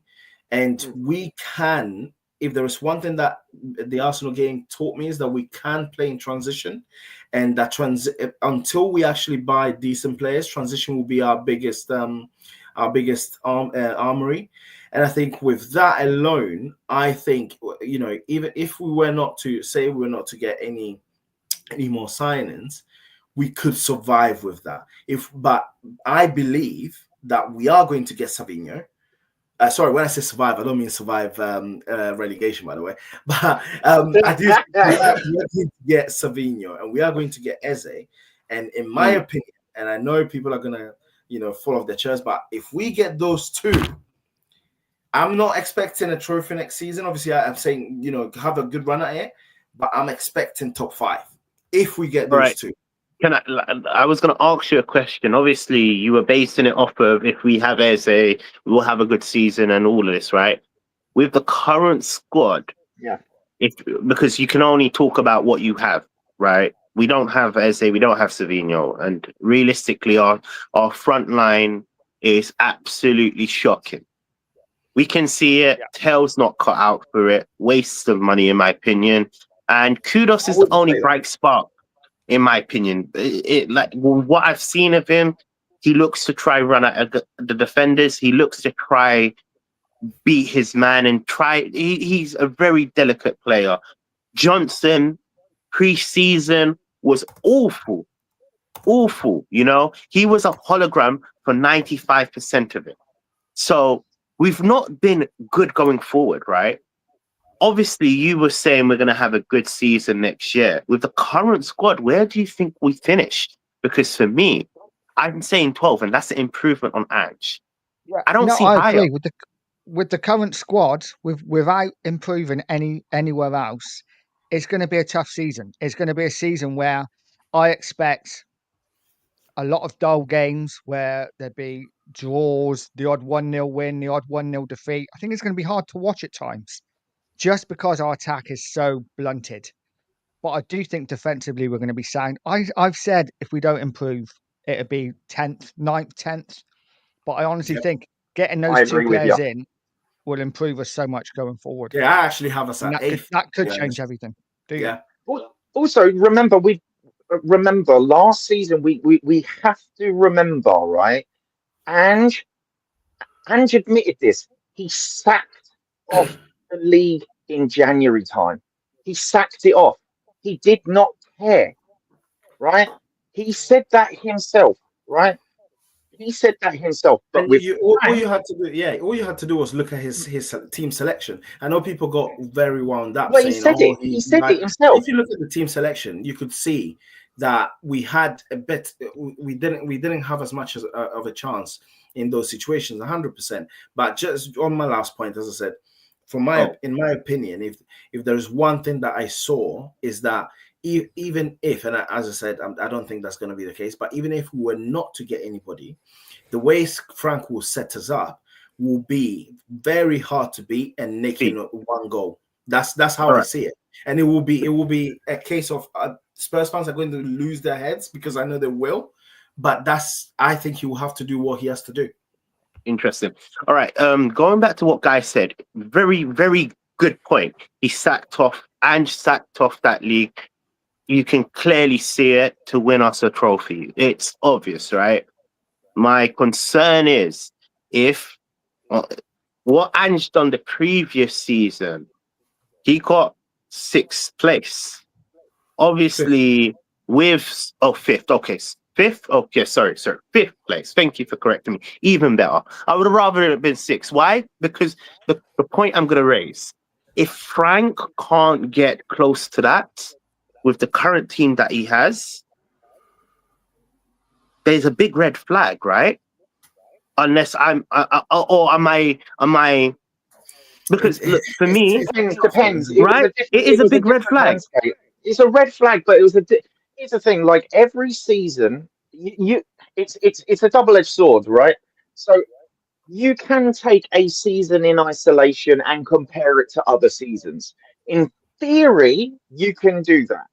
But again, the team selection, when it comes to this season, Liverpool, right? Last season, Liverpool didn't buy any players. They bought hella players, right? Last season, Man City fell off a cliff, right? We don't know why. Maybe Pep was going through too much personal shit to actually. So we've got Man City that fell off a cliff, right? Arsenal, right?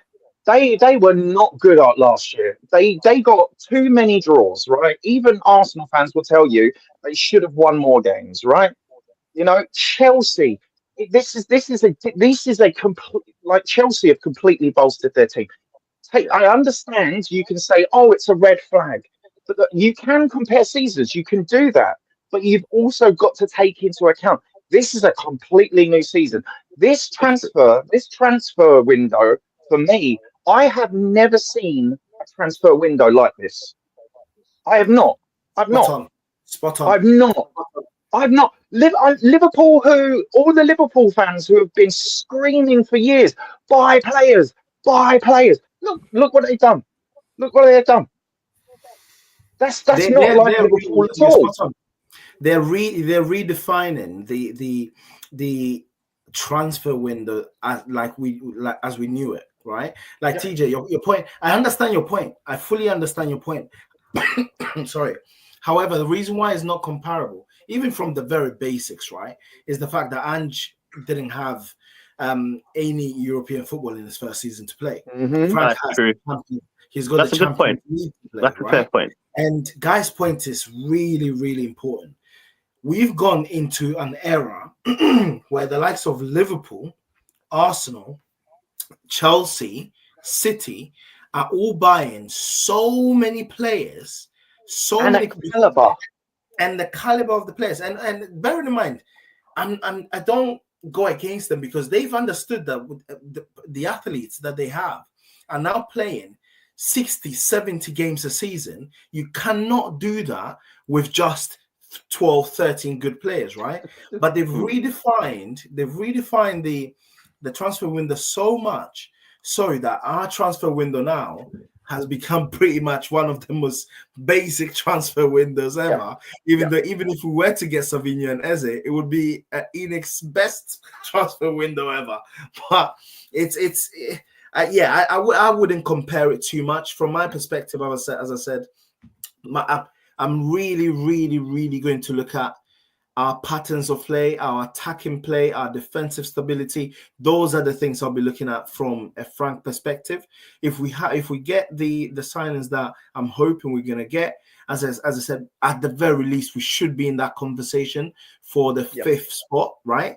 But in terms of comparatives, it's a tough one. I think from the second season, that is when I'll be judging. Like then you will judge. Then you will judge his tenure fully. No. So I've always said that. So hands on heart, I've always said, even if this season was diabolical, I'm not saying it would happen. I'm just saying, just for the conversation, even if we finish 17th again this season, hypothetically, I'm not going to be calling for Frank's name personally. However, the second season, Frank has to win a cup standard, because if we don't win a cup, this is the reason why I'm saying it. I'm just going to make make you understand why I'm saying it, because obviously a few people have heard me say it online, and obviously there's a few people that don't know me. For me, the reason you sack Ange is to get better. If we go backwards, we've not improved.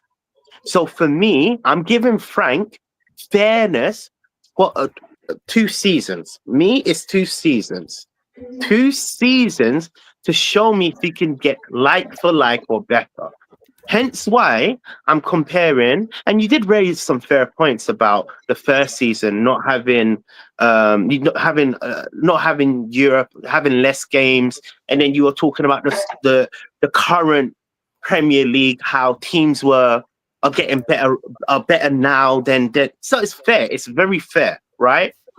It's just I want to improve. I want to not go like this, but go like that. Why I say 12th is improvement, because then I can say, look, what Ange done last season is an improvement. Will I be happy? Hell no. Hell no. But what I am gonna say, we'll see, man. It's gonna be an interesting season, man. Because for me, Levy has to give Frank time, and if he doesn't, we're gonna be in a similar situation like the last managers Here's the thing. before. Levy said he wants to win the Premier League. Don't get me wrong. When he said that, I almost spat out my coffee when he said that. Has anyone like, let's not worry about winning the league here right now? And then he said we want to win the Champions League. Okay, if you say that, makes no sense. That's great. No. You can say that. That's good. You say you have ambition, but that ambition has to translate to the pitch, which means recruitment. And it means giving the manager time. And it means supplying the manager with whatever he needs. Agreed. Or the head coach or whatever you want to say, right? But so right now, he's failing, right? Right now, sorry to cut you off. Right now, Levy is failing dramatically, because for me, the window hasn't ended. So I'm gonna hold my judgment. Yeah. But currently, we haven't got the Ezes, we haven't got the Savinhos, we've got the Kudus, we've got one. Yeah. But if you're saying my ambition is to challenge for the title, not only just that, if you're saying your ambitions to challenge for titles, challenge for Champions League, and you bring in a manager that has no experience in winning things, And even if I would go further, this is why my concern with Frank was so at high alert, because he hasn't been in this kind of scenario. He's made Brentford respectfully a Premier League side, and he's done an amazing job. Let me not dishearten. And I'm not saying I dislike Frank. I want people to know that I think Frank is an amazing manager for what he's done. However, I need Tottenham, if their ambitions to win the Prem, to win the Champions League, to recruit the best managers. Or, in fact, the best manager out there would have been Glasner. Yeah, you know the what? thing is, we've done that before. We got Conte in, we got Jose in. That didn't make a blind bit of difference. It's all down to Levy, guys. It's all down. Yeah. What, guys? Nige, did you go and give your say on the season? Did you do it? Sorry, say that again? Yeah, I did it. Nige did it. Yeah, I haven't had my. What go about yet. you, Dan? What's your thoughts? Come on, host. Yeah. Oh, sorry, we diverted the conversation in a wiggle. You know, fine, but it was man. a really interesting conversation, by the way. No, it's good. It's good. We've all got so much to say, haven't we? And Dan, sorry, can I just drop off? Yeah, of course, man. Thanks for coming on, man. Thank you so much, guys. Lovely Lovely to meet you all. Nice to meet you, man. Subscribe to Manny if you haven't, man. Thank you so much. Let me get his link up in the chat quickly. Hold on a second. Hold on. Spurs. Here we go. Here we go. Yeah, go and give Manny a sub. Cheers, Manny, for coming on, man. Much appreciated. Okay, so my time. What I've heard. Look, I'm happy with Frank coming in. People know that. Very happy with Frank. I think he will improve us. Give him a bit of time. Definitely will improve us. Make us competitive. But you know, it's like I said the other day, how competitive that is depends on the players that we get in the rest of the transfer window. Right? We're clearly lacking in the forward areas massively. Left winger, attacking midfielder is essential. You know, we probably need we do need, actually. Come on, let's be real here. Top striker as well. Look, we can't get everything done in one window. It's going to take a few windows for Frank to get this team looking like what he wants, right? We've already signed, 5 players? Them 2 more, that's 7. So look, you've got to be a little bit, sensible there. But what I've been seeing in pre-season, I don't read too much into it. It's just pre-season. We all remember what happened with I think it was it Ramos who won like all his preseason games, and then it didn't go well. Those were dark times. So look, we need to give Frank some time. But the most important thing here, which I've been kind of coming on there YouTube and giving my opinions on, this transfer window must be different. Yeah, it must be different, and there's clear players that their club needs in those attacking areas. Right. And look, it's great that we're in talks with 2 players. Let's see if we get them over the line. As it currently stands, I mean, at the beginning of the kind of when he first came in, Frank, and I was thinking, okay, I hadn't seen the transfer window yet. I was thinking, okay, if we finished 8th, that would have been an achievement in his first season. Yeah. I was thinking where we've been 17th in the league, a lot of coaching he's going into the side. It's going to take time. If we'd have finished 8th. Now, the longer the kind of the summer's gone on, what I've seen in pre-season, the lack of, and obviously injury to Maddison, the lack in that area has started to worry me massively. And, and it's kind of, and a lot of people on the panel today and in the chat are, they're saying mid-table, some are saying lower. Manny said possibly 5th if we get those players in, but on the whole, I don't think many Spurs fans are confident that it's going to be in a really, really good season next year based on where that transfer window currently is. So I will judge it at the end of the transfer window once we've got that, see what it looks like. But in any case, can we challenge for a European position? Depends on these attacking players coming in, right? At least 2. Yep. We need at least 2. Depends on injuries throughout the season. Champions League, I don't have a lot of hope. Cup competitions, you never know. But again, it's Frank's first season. You've got to give him some time. So, but again, it all goes back to Levy. I'm so happy there's a protest at the weekend. So happy. We can talk about that now, actually. Protest again. And it's very clear and simple why, right? Levy's come out and said he wants to win the league, Champions League, but there's not been any change in the recruitment as it currently stands. It's funny that, isn't it, that the announcement came and then we're linked to 2 players. Is that a coincidence? Is it another PR exercise, Spurs saying they're after Eze, after Savinho? Are they really going to get them? Yeah, it's just to distract the fans. I think that's cynical. I think, like I say, I hear this because I'm not one of those Levy outers where I blame everything on Levy. Like, it rains. Damn you, Levy! You know, I stumped my toe. Damn you, Levy! You know, but... So you've not been to the protest, guy? You've never protested? I've been to... I met TJ at the protest, remember? We met in real life. Yeah. I'm the tall, skinny guy that was like, yeah. But no, I think, you know, he did say in the interviews that the interview hurts him, that the protests hurt him. Even if it pisses him off, I'm protesting, mate. I'm protesting. If it says it personally hurts him, I'm protesting. Even if it doesn't make change, even if it annoys him, I'm protesting. So, Guy, what do you mean then? Because we all know that the one man and the board, Enoch, Levy, have held us back. They're the constant issue of why Spurs haven't been consistently getting better, challenging consistently, so many mistakes. Why do you not put it at his door more than everybody else? The thing is, I do. But the thing is, I hear people say, like, oh, we want Levy away from the football side. But the problem is, Levy's the chairman. He still does the budgets. He still signs off on the budgets.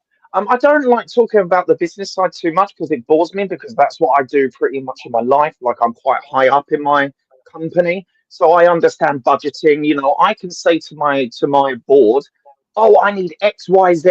And they're going to be like, no, you're just going to get Y. You're just going to get Y. We're just going to budget you for Y. I think it's the whole thing. Like, let's face it. I've always said this. It doesn't matter. Almost like with Arsenal, it ain't going to matter what players they buy. It's Arteta's the problem. It doesn't matter what managers or head coaches or players that we get in. Levy in it is the problem.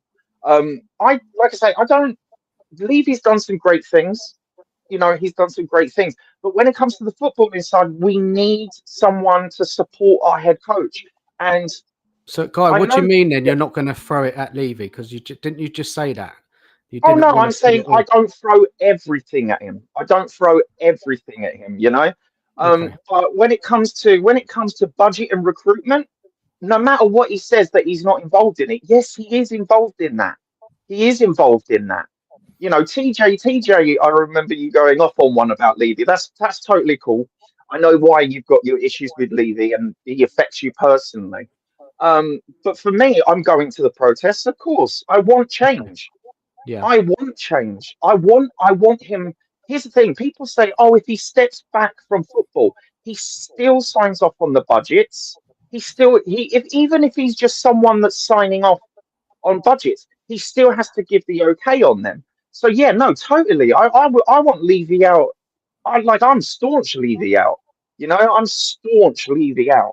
But I'm not like, I don't throw everything at his door. Like, for example, if the players on the pitch miss a penalty, that's not Levy's fault. You know what I mean? You could kind of retroactively say, oh, well, that player's not good. We should get more recruitment. But yeah, it comes down to recruitment. It comes down to backing our coach. Back our coach. If he asks for water bottles, get him water bottles. If he needs a winger, get him a winger. You know, make it happen. So yeah, no, I do put it at Levy's door. Can I add 2 cents to it? Just 2 cents. It's going to be really quick. Because I ain't finished yet, so go on. Oh yeah, just 2 cents. I actually look personally. It comes down to Levy. Levy's the foundation, and like I said earlier, if we are really serious about Tottenham Hotspur Football Club, you would look to get better owners. Simply like that. It's for me.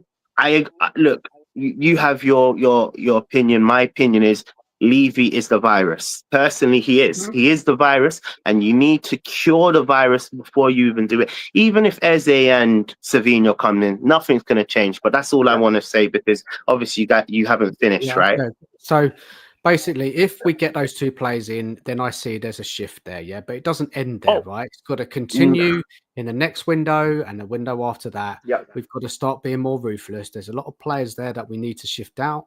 Yeah, they need to just go. Oh yes. Frank's got to, whoever it is, got to speak to them and say, you're going on the transfer list now. You know, we need to go in a different direction. We've got to be more ruthless in that area. I think we will see some go out, but we don't know who yet. Maybe Basuma after the news today.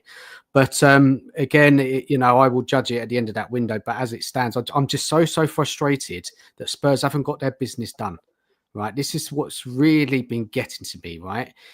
Be serious. If you're going to change your approach, why haven't we done it? Why is it so slow? Why is it taking so long? And it just winds you up. Not just me. Many of us, many supporters feel the same. Yeah, they just want Spurs to be decisive in the transfer market. Identify the players that we need. Get them in. Bring them in. Give them to Frank. Give Frank then it's over to him and his coaching team to get that team up to scratch and work on it. If we're going to neglect that area with bringing in those top players, it's going to be very difficult for Frank. It really is. And as a fan, your kind of expectations are lowered, right? Because we all clearly know, every fan who watches Spurs knows what players we urgently need. Back again, I don't expect to get it all done in one window, but at this stand, no Maddison, no Kulu. Attacking midfielder with quality experience is essential. Not the Leicester bloke. Can't rely on the Leicester bloke coming in. Yeah, it's got to be someone like an Eze. Got to come in. And the winger and the Savinho, we need him as well. Yeah, because I don't particularly rate Tell or Wilson. They're young players. They may become good under Frank, but it's not going to happen straight away. It's going to take time. Coaching needs to go into them. Yeah. Hopefully they'll improve. But right now we're going into the Champions League next season, right? It's such a difficult competition and we're not ready. Are we ready for the Premier League? Can we beat Burnley? Jimmy Jimmy had a question about that, and we'll get to that a bit later. But we must be beating Burnley at home on the first day of the season. Shall we move on to the PSG game, guys? Because otherwise we'll be... I don't want to talk about it. I don't want to talk about it. Should we do it? You know why I don't want to talk about it? Can I tell you? There's a reason. Because I think I was the only person. I don't know if there was anybody else in the fan base that believed Ange would win the Europa League. But I actually said around February time, Ange will win the Europa League. I should have put money on it. I would have been rich. I promise you, I would have been rich. With the season we had, I would have been rich. I would have been able to move out of Tottenham. You know? But what I was just about to say is, I don't want to say that PSG, I want us to win every single game, but after what I've seen through the preseason, if we got beat by Bayern Munich, and respectfully to Bayern Munich is a really great side. However, you're talking about, if Bayern Munich is great, PSG's up here. Personally, to me, that's the level you're going to go against, right? People disagreed with that point that I made, but for me, I don't think Bayern Munich is on the same level as PSG personally. Currently, the players are just they're in sync. Maybe in the future, Bayern might equal it, right? But it's gonna be a whitewash. It's gonna be a whitewash. In fact, I don't even think I'm gonna watch it tomorrow. No, right. I'm not confident. Before we all kind of lose our shit over this game, right? And I know what everyone's going to say. Let's just have a look at their team, right? This is predicted lineup. It might not be 100%. Let's have a look. Let's get their team up there, yeah? Just kind of jog people's memories what we're up against. Here we go. Let's have a look.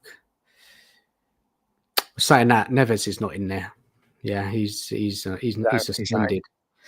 The goalie's out. Look, it's going to be very, very difficult. Hakimi, he got the Ballon d'Or, right? Yeah. Their forward line is going to cause us all sorts of problems. We're going to struggle to get hold of the ball. It's going to be counter attack tomorrow, but without any kind of that link between the midfield and the attack. We just haven't got anyone. let's have a look at it, because let's just not say we're going to get Thrash, because obviously that's so easy to say, right? And we all expect that. Yeah. Let's look at it in a way that, if we are going to compete at all, what we're going to do with a team like this. You know what? Personally, can I mention something as well? Now you brought up Tottenham's lineup. I forgot to mention that I'm really seriously concerned on how Van der Ven is going to adapt into Frank's system, because to me, his best attribute is obviously ball recovery, right? Now, during pre-season, I'm not saying he's looked bad, but it's not the type of Frank defender, right? You would look for like a defender like Danso, a defender like Dragusin, them type of hard ball to win defenders, right? Van der Ven lacks in jumping ability. He's bad with his header in. For me, Van der Ven is such a great player, but he's definitely going to struggle in Frank's system. But I've got a solution. You see how everybody is saying we definitely need a left back in left back to cover that position. Obviously, Spence is there right now, but we don't actually have a person to cover. I think, remember this day I say this, I think Frank could develop Van der Ven into that left back position, because that's the only position that I could see him thrive in, personally. Why do you doubt him so much, Van der Ven? Why, TJ? Because his whole play, like I said, his whole playing style is on ball recovery. It's basically ball over the top, who's faster to get the ball. That's what Van der Ven's playing style is. And that's not me saying he's a bad player. I think he's a great player, right? Great for Tottenham. But the current style that Frank is implementing, it's not Van der Ven's game. He's looked. I think we need to see, man. I think it's too early, because we You saw him think under I'm too- Ange. But you know what? Ange playing that Go way. for it. We saw him go into a low block, when Ange changed up tactics. Maybe. It was okay. Yes, I think there's people who have doubts over his heading, defending the box. But I think we need to see what it's like under. Let Frank work with him. Yeah, I think 110%. Let's go to Mark there with Van der Ven, or anyone. Doesn't matter. Mark, Van der Ven, do you have worries like TJ? Because I just think it's a bit too early to worry. Muted, Mark, mate. we lost you. You're muted. No, I haven't got. Sorry, I was on mute. No, I haven't got any issues with Van der Ven. I watched him a lot at Wolfsburg before he came to Spurs. I wanted him over Tapsoba out of the two of them. I wanted him to come to Spurs. He can play football, yeah, and he has got things that he needs to work on. I've got he needs to work on his heading. We all know about his ball recovery. Like TJ says, it's a different system. I can see him playing in a free on the left. Yeah, but we haven't done that yet. That's the We only haven't thing done I'm it basing yet. on. No, and this is what Dan's talking about. You see, we've got to wait and see, TJ, because Frank can play in a multitude of different ways. True. A multitude of different ways. He can play 4, he can play 3. At the end of the day, we will have to wait and see all that. But I think Thomas Frank's main thing is that he gets the back 4 or 3 and his midfield 2 solidified. He needs to do that. Yeah, and then once he's done that, he'll start working on the other stuff. He's already said that. I deal with the defence first, the defensive side of it. I'll get that sorted out, how I want them playing, and then we'll work our way forward. But isn't that any good team, right? You've got to get that defence right. We always hear this, right? Title winning teams, they start off with a defence. You've got to have a good defence, and then you work up, right? So, Mark, you're right, man, right? You've got to get that defence right first, and then work on the rest. It's all going to take time. It's going to take time at the end of the day. Like everyone, I think everyone agrees on here, right? That when a new manager comes in, especially when he's going to change the style of play, ask the players to do different things, it takes time.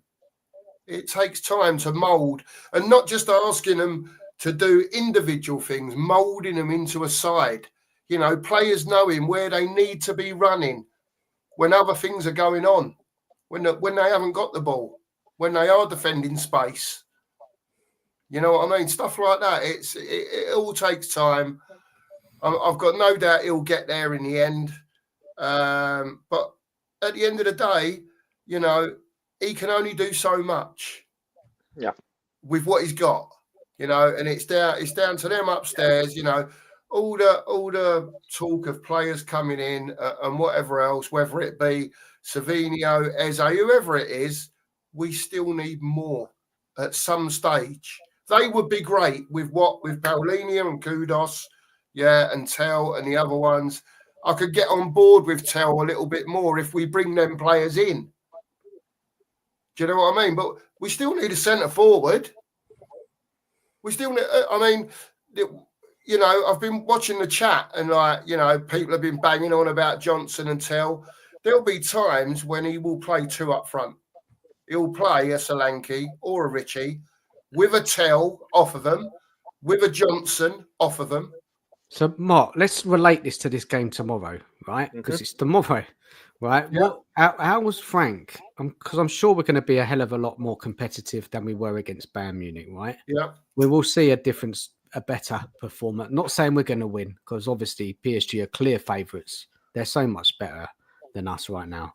Yeah. But if we're talking football, how we play, what Frank's going to do, Mark, we'll start with you and then we'll go around the panel, go to Nige guy and then back to TJ. How is he going to set up tomorrow, in your opinion, Mark? What can he do? Because there is a lack of creativity in the midfield. Yeah. You know, what can he do tomorrow? Well, for me, I mean, he's got Palhinha in now as his defensive midfielder. For me, I'll be playing formation-wise tomorrow, I'll be playing a 4-2-3-1. I'd have the four at the back, Palhinha and whoever he decides, whether it be Bentancur, whoever it is, a Bergvall even, to play next to him. Yeah? So just keep that tight there. As far as the going forward bit's concerned, pick who you're going to pick to play the three in front. He says Solanke's fit to play tomorrow. Did he? So he should be up front. Yeah, he said that in his press conference today, that Solanke will be fit for tomorrow. Who the three are going to be across behind Solanke, I've got no idea, man. So how are we going to create chances, Mark? How are we going to create chances? I've got no idea, mate. The only thing I can think is soak it and try and hit them on the break. How we do that, I don't know. I don't know. They've got so much quality. And this is what I'm talking about. Watch tomorrow. I beg everyone to watch tomorrow. Watch PSG when they've got the ball, but some of their players haven't. Watch them move off the ball, creating space, and the same when they haven't got the ball. Watch them tracking runners. Just watch stuff that's going with people that haven't got the ball, and watch what PSG are really good at. And that's what you get from quality players. And our players have got to learn that. They've either got it in them to learn it or they haven't. And if they haven't got it in to learn them, piss them off and get players in that have got it in to learn it. It's as simple as that. So, Mark, okay, so maybe we'll come back to you because you might have a little think. But Nige, have you got a plan for tomorrow for Frank? Have you got one you can pass on to him? I honestly think the only chance we have is just to stink the place out. Just ultra defensive, stick 10 men behind the ball and, well, maybe 9 men behind the ball and just keep our quickest players up there.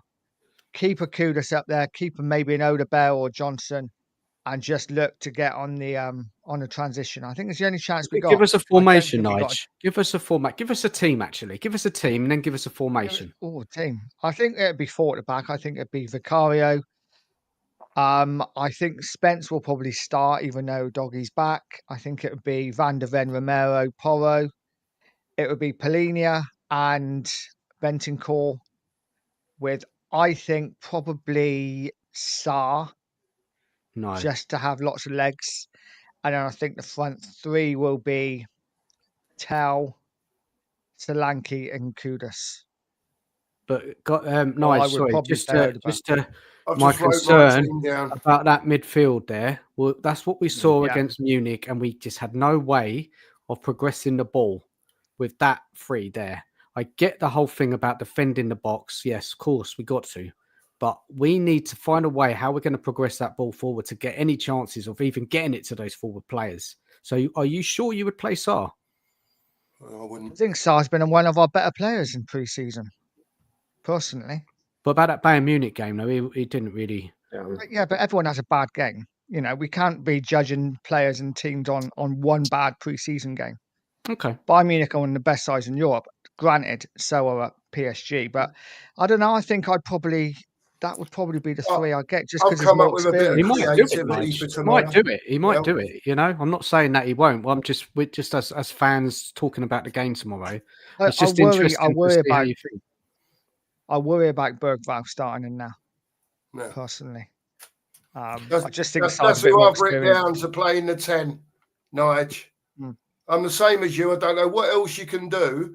He's the only other player that I can think of that's available at the moment that can actually show a bit of promise on the ball, can actually Who do is a it? bit Who'd of you put twisting down, and Mark? turning. Who'd you put down?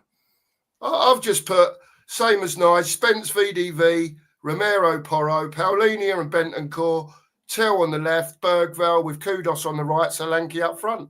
So you're going Bergvall? Yeah. Just Unless- for creativity. I don't know who else we've unless- got that can. Unless he plays Kudus in the 10 and Yeah. then plays Johnson on the right. Yeah. That's the only other option, Should I do think. that, but yeah, no, not for me, Johnson. Sorry. Do you want me to go? Yeah. What about going two up front, like maybe playing off Johnson off As well. Solanke, something like that? I don't know because I don't That's think the other thing, Dan. He could go 3-5-2. He hasn't done it yet, but he could go 3-5-2, right? With the five in midfield, still have your Paulinho and your Bentancur sitting in front, yeah? And then your other three mixing and matching whoever they are doing what they're doing in front of that. I don't know. 4-3-3. 9-0-1. 4-3-3 don't work for me Big up, tomorrow. I Mark. think we'll get 9-0-1. tomorrow if we play 4-3-3. I've got an idea, but I'm just waiting to hear what Guy's going to say first. Yeah. Because Guy's got Yeah. a plan. I know he has. He's Yeah, got he's yeah, gonna surprise Right. us. So here's the thing, right? So I've watched every PSG game in the Champions League because here's the thing: when it comes to Champions League, I watch every game. This is why I knew PSG was going to win. That's why I put a bet on them to win. And I saw them in every game in the Club World Cup. So here's the thing, right? So PSG play very differently than any other normal team. The way they kick off is they'll kick it and they'll kick it straight out of bounds to kind of mess up the defensive formation because that's a bit weird, right? And Luis Enrique is one of my top tier. You know, like he did an amazing Barca. He's done an amazing job at PSG. Look what he's done. That PSG midfield, that is where the game is won. Right, so if we go and look at PSG's defeat in the Club World Cup, okay, they looked a bit leggy and tired, but let's put that by the by, right? The way Chelsea were able to bop that ball around within the midfield caused PSG issues because that's where they're most dominant, right? So Ousmane Dembele or Moussa Dembele, or sorry, I always forget. There's so many Dembeles. So Dembele.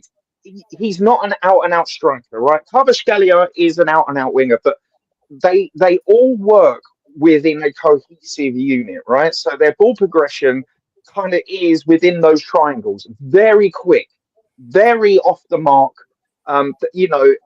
And you look at our midfield, right? So if you look at our midfield, this is, I keep banging on about it every time I go on a stream. Our midfield is like this.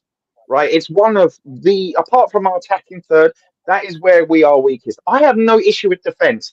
Put any defenders there. I'm sure Frank will pick really a good defensive shape.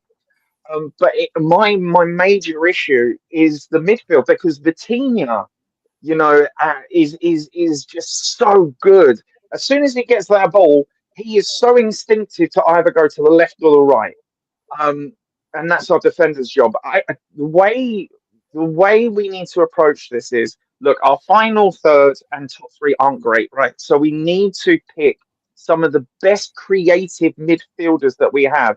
And as much as Sarr dinked and he's been doing well, I don't think he starts. I think Bergvall should start. I think that he has the tenacity and I always say ball hungry. And every time I do that, everyone goes, pause.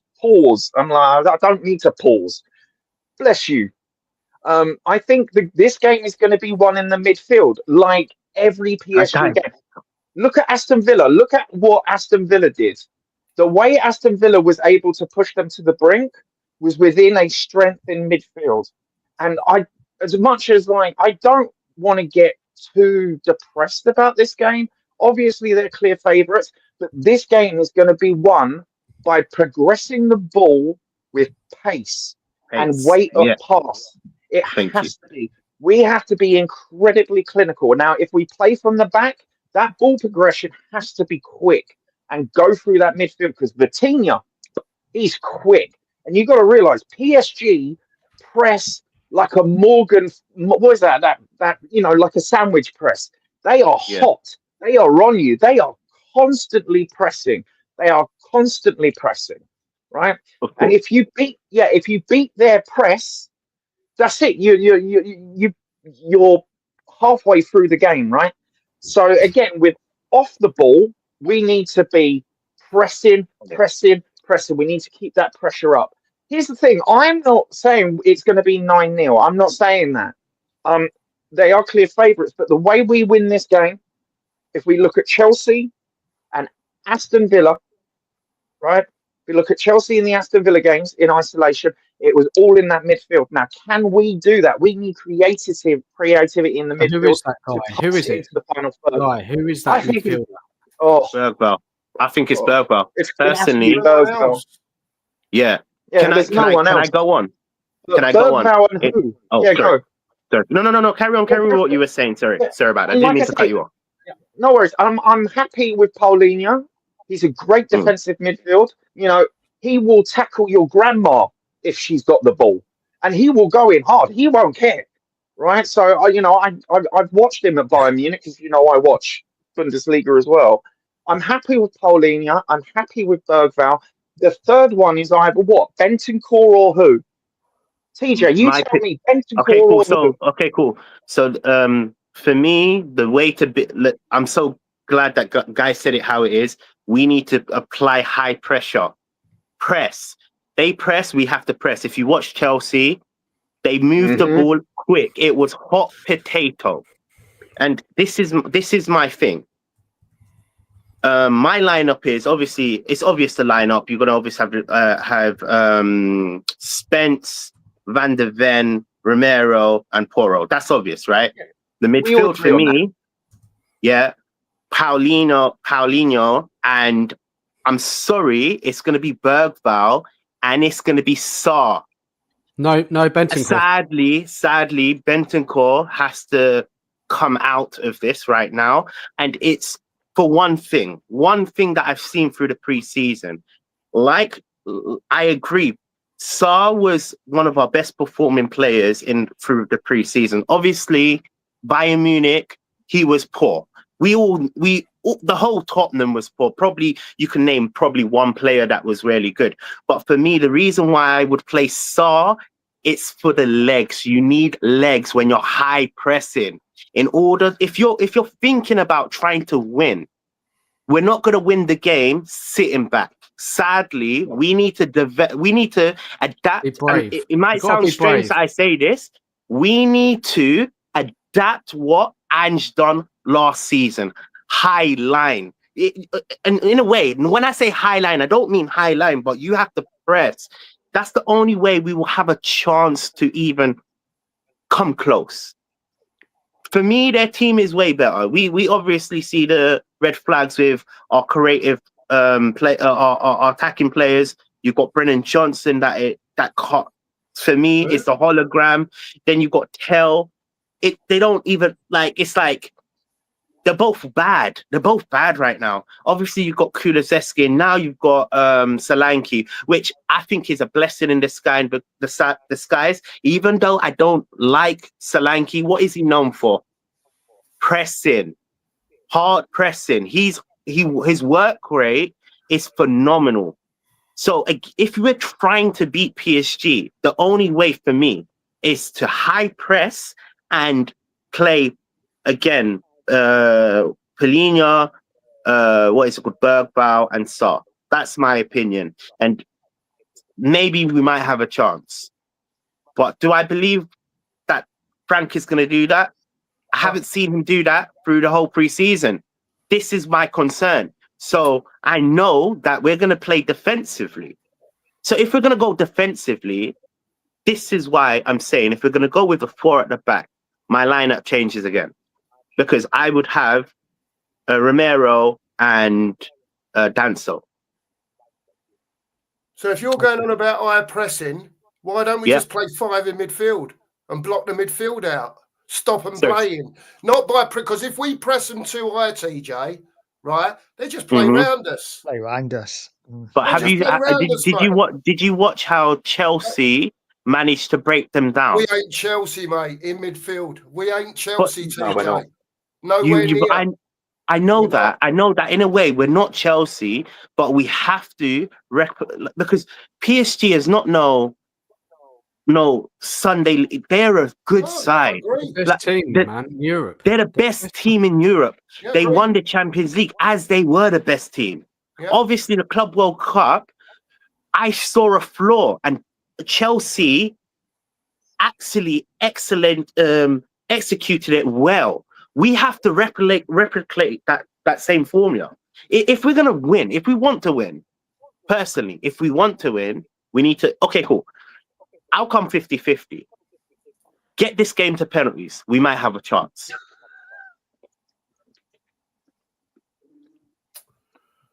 Yeah, I just can't see how pressing does it, man. You know what I mean? If you watch the Bayern Munich game, when they had the ball at the back, Bayern Munich, we were pushing onto them. All they did was play around us. Because we haven't got the sense to press in blocks. We press one at a time and 2 at a time. You do. So if you've got 5 in midfield and you've got your 3 at the back, at least you're pressing in a block as a unit, as a team. Midfield. Because all they're going to do to us, TJ, as we go after them 1 and 2 at a time, they're going to go bop, bop, bop, bop.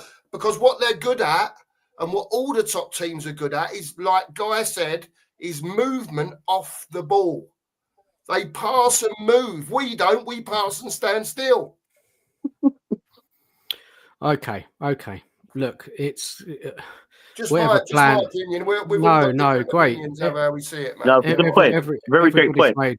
Everyone's made great points. Honestly, it's going to be very difficult tomorrow. I mean, for me, what have we got to lose? You might as well be a bit brave and try.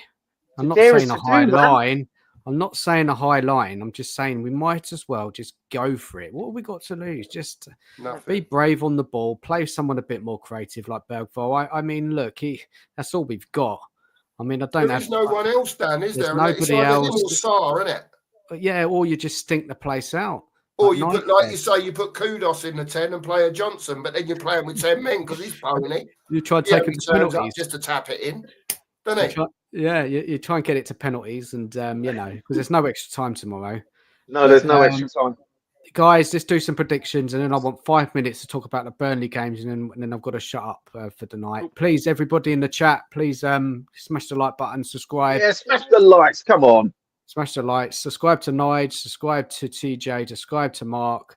I'll bring them subscribe to me. I need you. Come on, man. Please, guys, if you haven't, that'd be much appreciated. Big up to everyone. I don't create content. I'm not a content creator. I just come on shows and just chat. Guy as well, you're not on X, are you either, Guy? You don't have an account. No, I'm not on Twitter. I'm not on Instagram. I'm not on Facebook. No social media. Can I just say to Sheriff, set up a live for 11 o'clock. Let's have it over Johnson. All right, just sort it out. Set it up for 11 o'clock tonight. Let's have it over Johnson. Ain't he at work? Ain't he working? And have it on. No, he's at home tonight. Oh, Yeah, mate, while I'm you on could here, have come on the Sheriff, set a show. little show up for 11 o'clock and we'll have half hour. All right? A little chat about it. No, Mark could have came on. Didn't know. I thought it was working. All right, no worries. We'll get him on next week. All right. So yeah, predictions, guys. On it anyway. Oh, it's going to be 2-0, 3-0. I think it's going to be 2-0, 3-0. Yeah. Okay. Simple as that. Nige, what do you reckon, man? I think it's hard. I want to say we're going to win, but I think we lose. I think it'd be something like 3-1.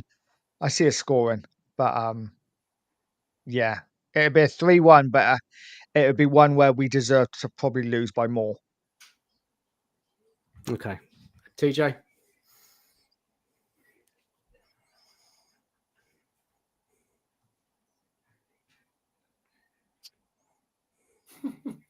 In your own time, mate. I know. You know what it is, yeah. When it comes to like cup games, I try to be optimistic at the maximum. Like people call me deluded when it comes to this. For me, I feel like it's going to be 3-0, sadly. However, I'm hoping for a 0-0 to go to penalties. I'm hoping we can hold on. If we have to line up 11 men in front of the goal, just get it to penalties. We have a great chance because Donnarumma. Remember this. This is why I'm saying get it to penalties. Donnarumma's not in goal. So what? But penalties. There's a chance. There's still a 50-50 chance. For example, we saw the Liverpool and the Crystal Palace game, and they played a great game. If you watch the game, they played a great game, both teams, right? However, they got it to penalties, and for me, Palace were deservedly the winners, right? We need to get it to the penalties. Just get it to penalties. If we're going to defend, we've done it in the Europa League, defend for our life. The only difference is we scored one goal, and it was against a shit side, really and truly. But we beat them 4 times. We beat them. Yeah, We've never lost to them in 3 years. That's why I knew we'd beat you.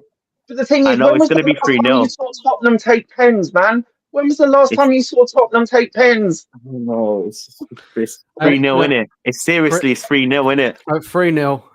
Who else hasn't said? Me. Just to let you know, Romano's come on and said Jacob Ramsey to Newcastle, to Newcastle for 40 million from Villa. Very close indeed, and the player only wants Newcastle. Okay. Just let you know that. Just come through on me blower, so I just want to give you that information. Right, well, I'm looking at it like this. We beat Arsenal 1-0 the other week. I think Saka was pocketed. The geezer on the other side was pocketed, so I'm expecting Kvaratskhelia and Dewey to be pocketed tomorrow. Right? Spurs will win 1-0, 89th minute. Bang, have it, Solanke 1-0. How much you putting down on that, Mark? Nothing. We're going to lose 3-1. I thought he was going to put a bet down for that. No. What the odds? It'd be massive odds for Spurs to win tomorrow. Spurs will be about 8, 9, 10 to 1 to win that game tomorrow. It'd be ridiculous odds. Worth a tenner? Not from me, no. No way, you know what? mate. It's not even worth a tenner. What's a penalty? It doesn't count. Do you get where I'm coming from? Mate. They're different gear to us, mate. They've got to have such an off day, right? And we've got to have a very on day, to be winning that game tomorrow. Yeah, trust me. Anyone else? I've lost track now. Nige, what did you say? Did you say what was it? 7? I think we're losing 7. No, I think we're losing 3-1. It might be 7, but 3-1, I think. Okay, I'm going for 3-0. It's going to be tough. Very, very tough. But look, we'll see. We'll watch. Guys, we've run out of time. We haven't even had a chance to talk about the Burnley game. I have to try and get back online later this week. We'll obviously talk about the game tomorrow and the Burnley match at the weekend. But quickly, thoughts that game has got to be we've got to win it. We have to win it. Yeah, it's got to be. We have to. Yeah, I agree. We have to win it. It's a must win. It's a must win because if we go into that game, we're playing at home. I'm going to be there, right? This is the first time I've actually had to buy a ticket manually. By the way, Tottenham, sort out your ticketing system. It's a disgrace. So I had to buy my ticket manually. If we lose there, I'm just going to go straight home and I'm just going to be like, what the fuck did I pay 90 quid for? What the fuck did we do? But yeah, it's a must win. So yeah, we all think we should win that game. Surely. Yeah. Guys, quickly about the protest as well. Has everybody got the information about the protest on the weekend? Yeah, everybody know the time. Yeah, Well, what time? I know you want to finish, Dad. I think it's the wrong time, mate. Personally, I just think it's the wrong time. It's Frank's first game.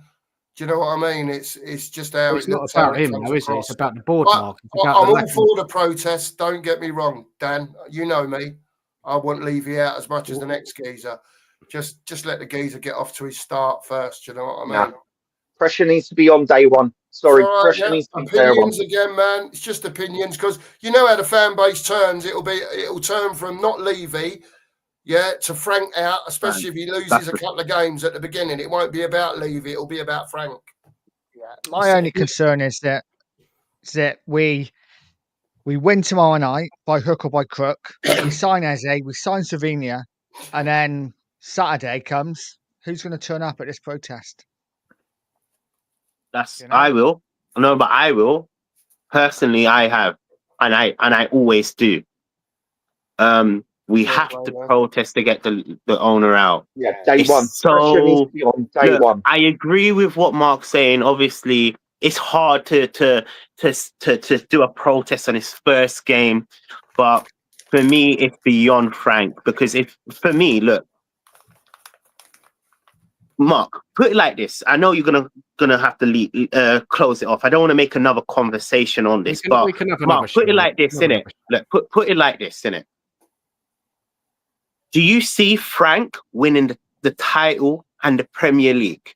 And if your answer is no, just a simple no, or a yes, if it's yes, then fair enough. Put the title, put the protest off. But for me, I don't see Frank winning the title and winning the Champions League, and that should be all fans' ambition. Yeah. I want to win personally. I want a title content, and I want to challenge for the Champions League.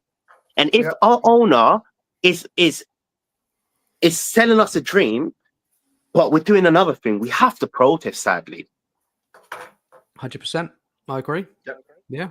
Protest should go ahead. I do agree. I think we should go ahead with it. I listen, I agree with you, right? But to the point of, I just think that there's just some fans out there that, especially when the team gets off to a bad start, it will divert from Levy and turn into a Frank out.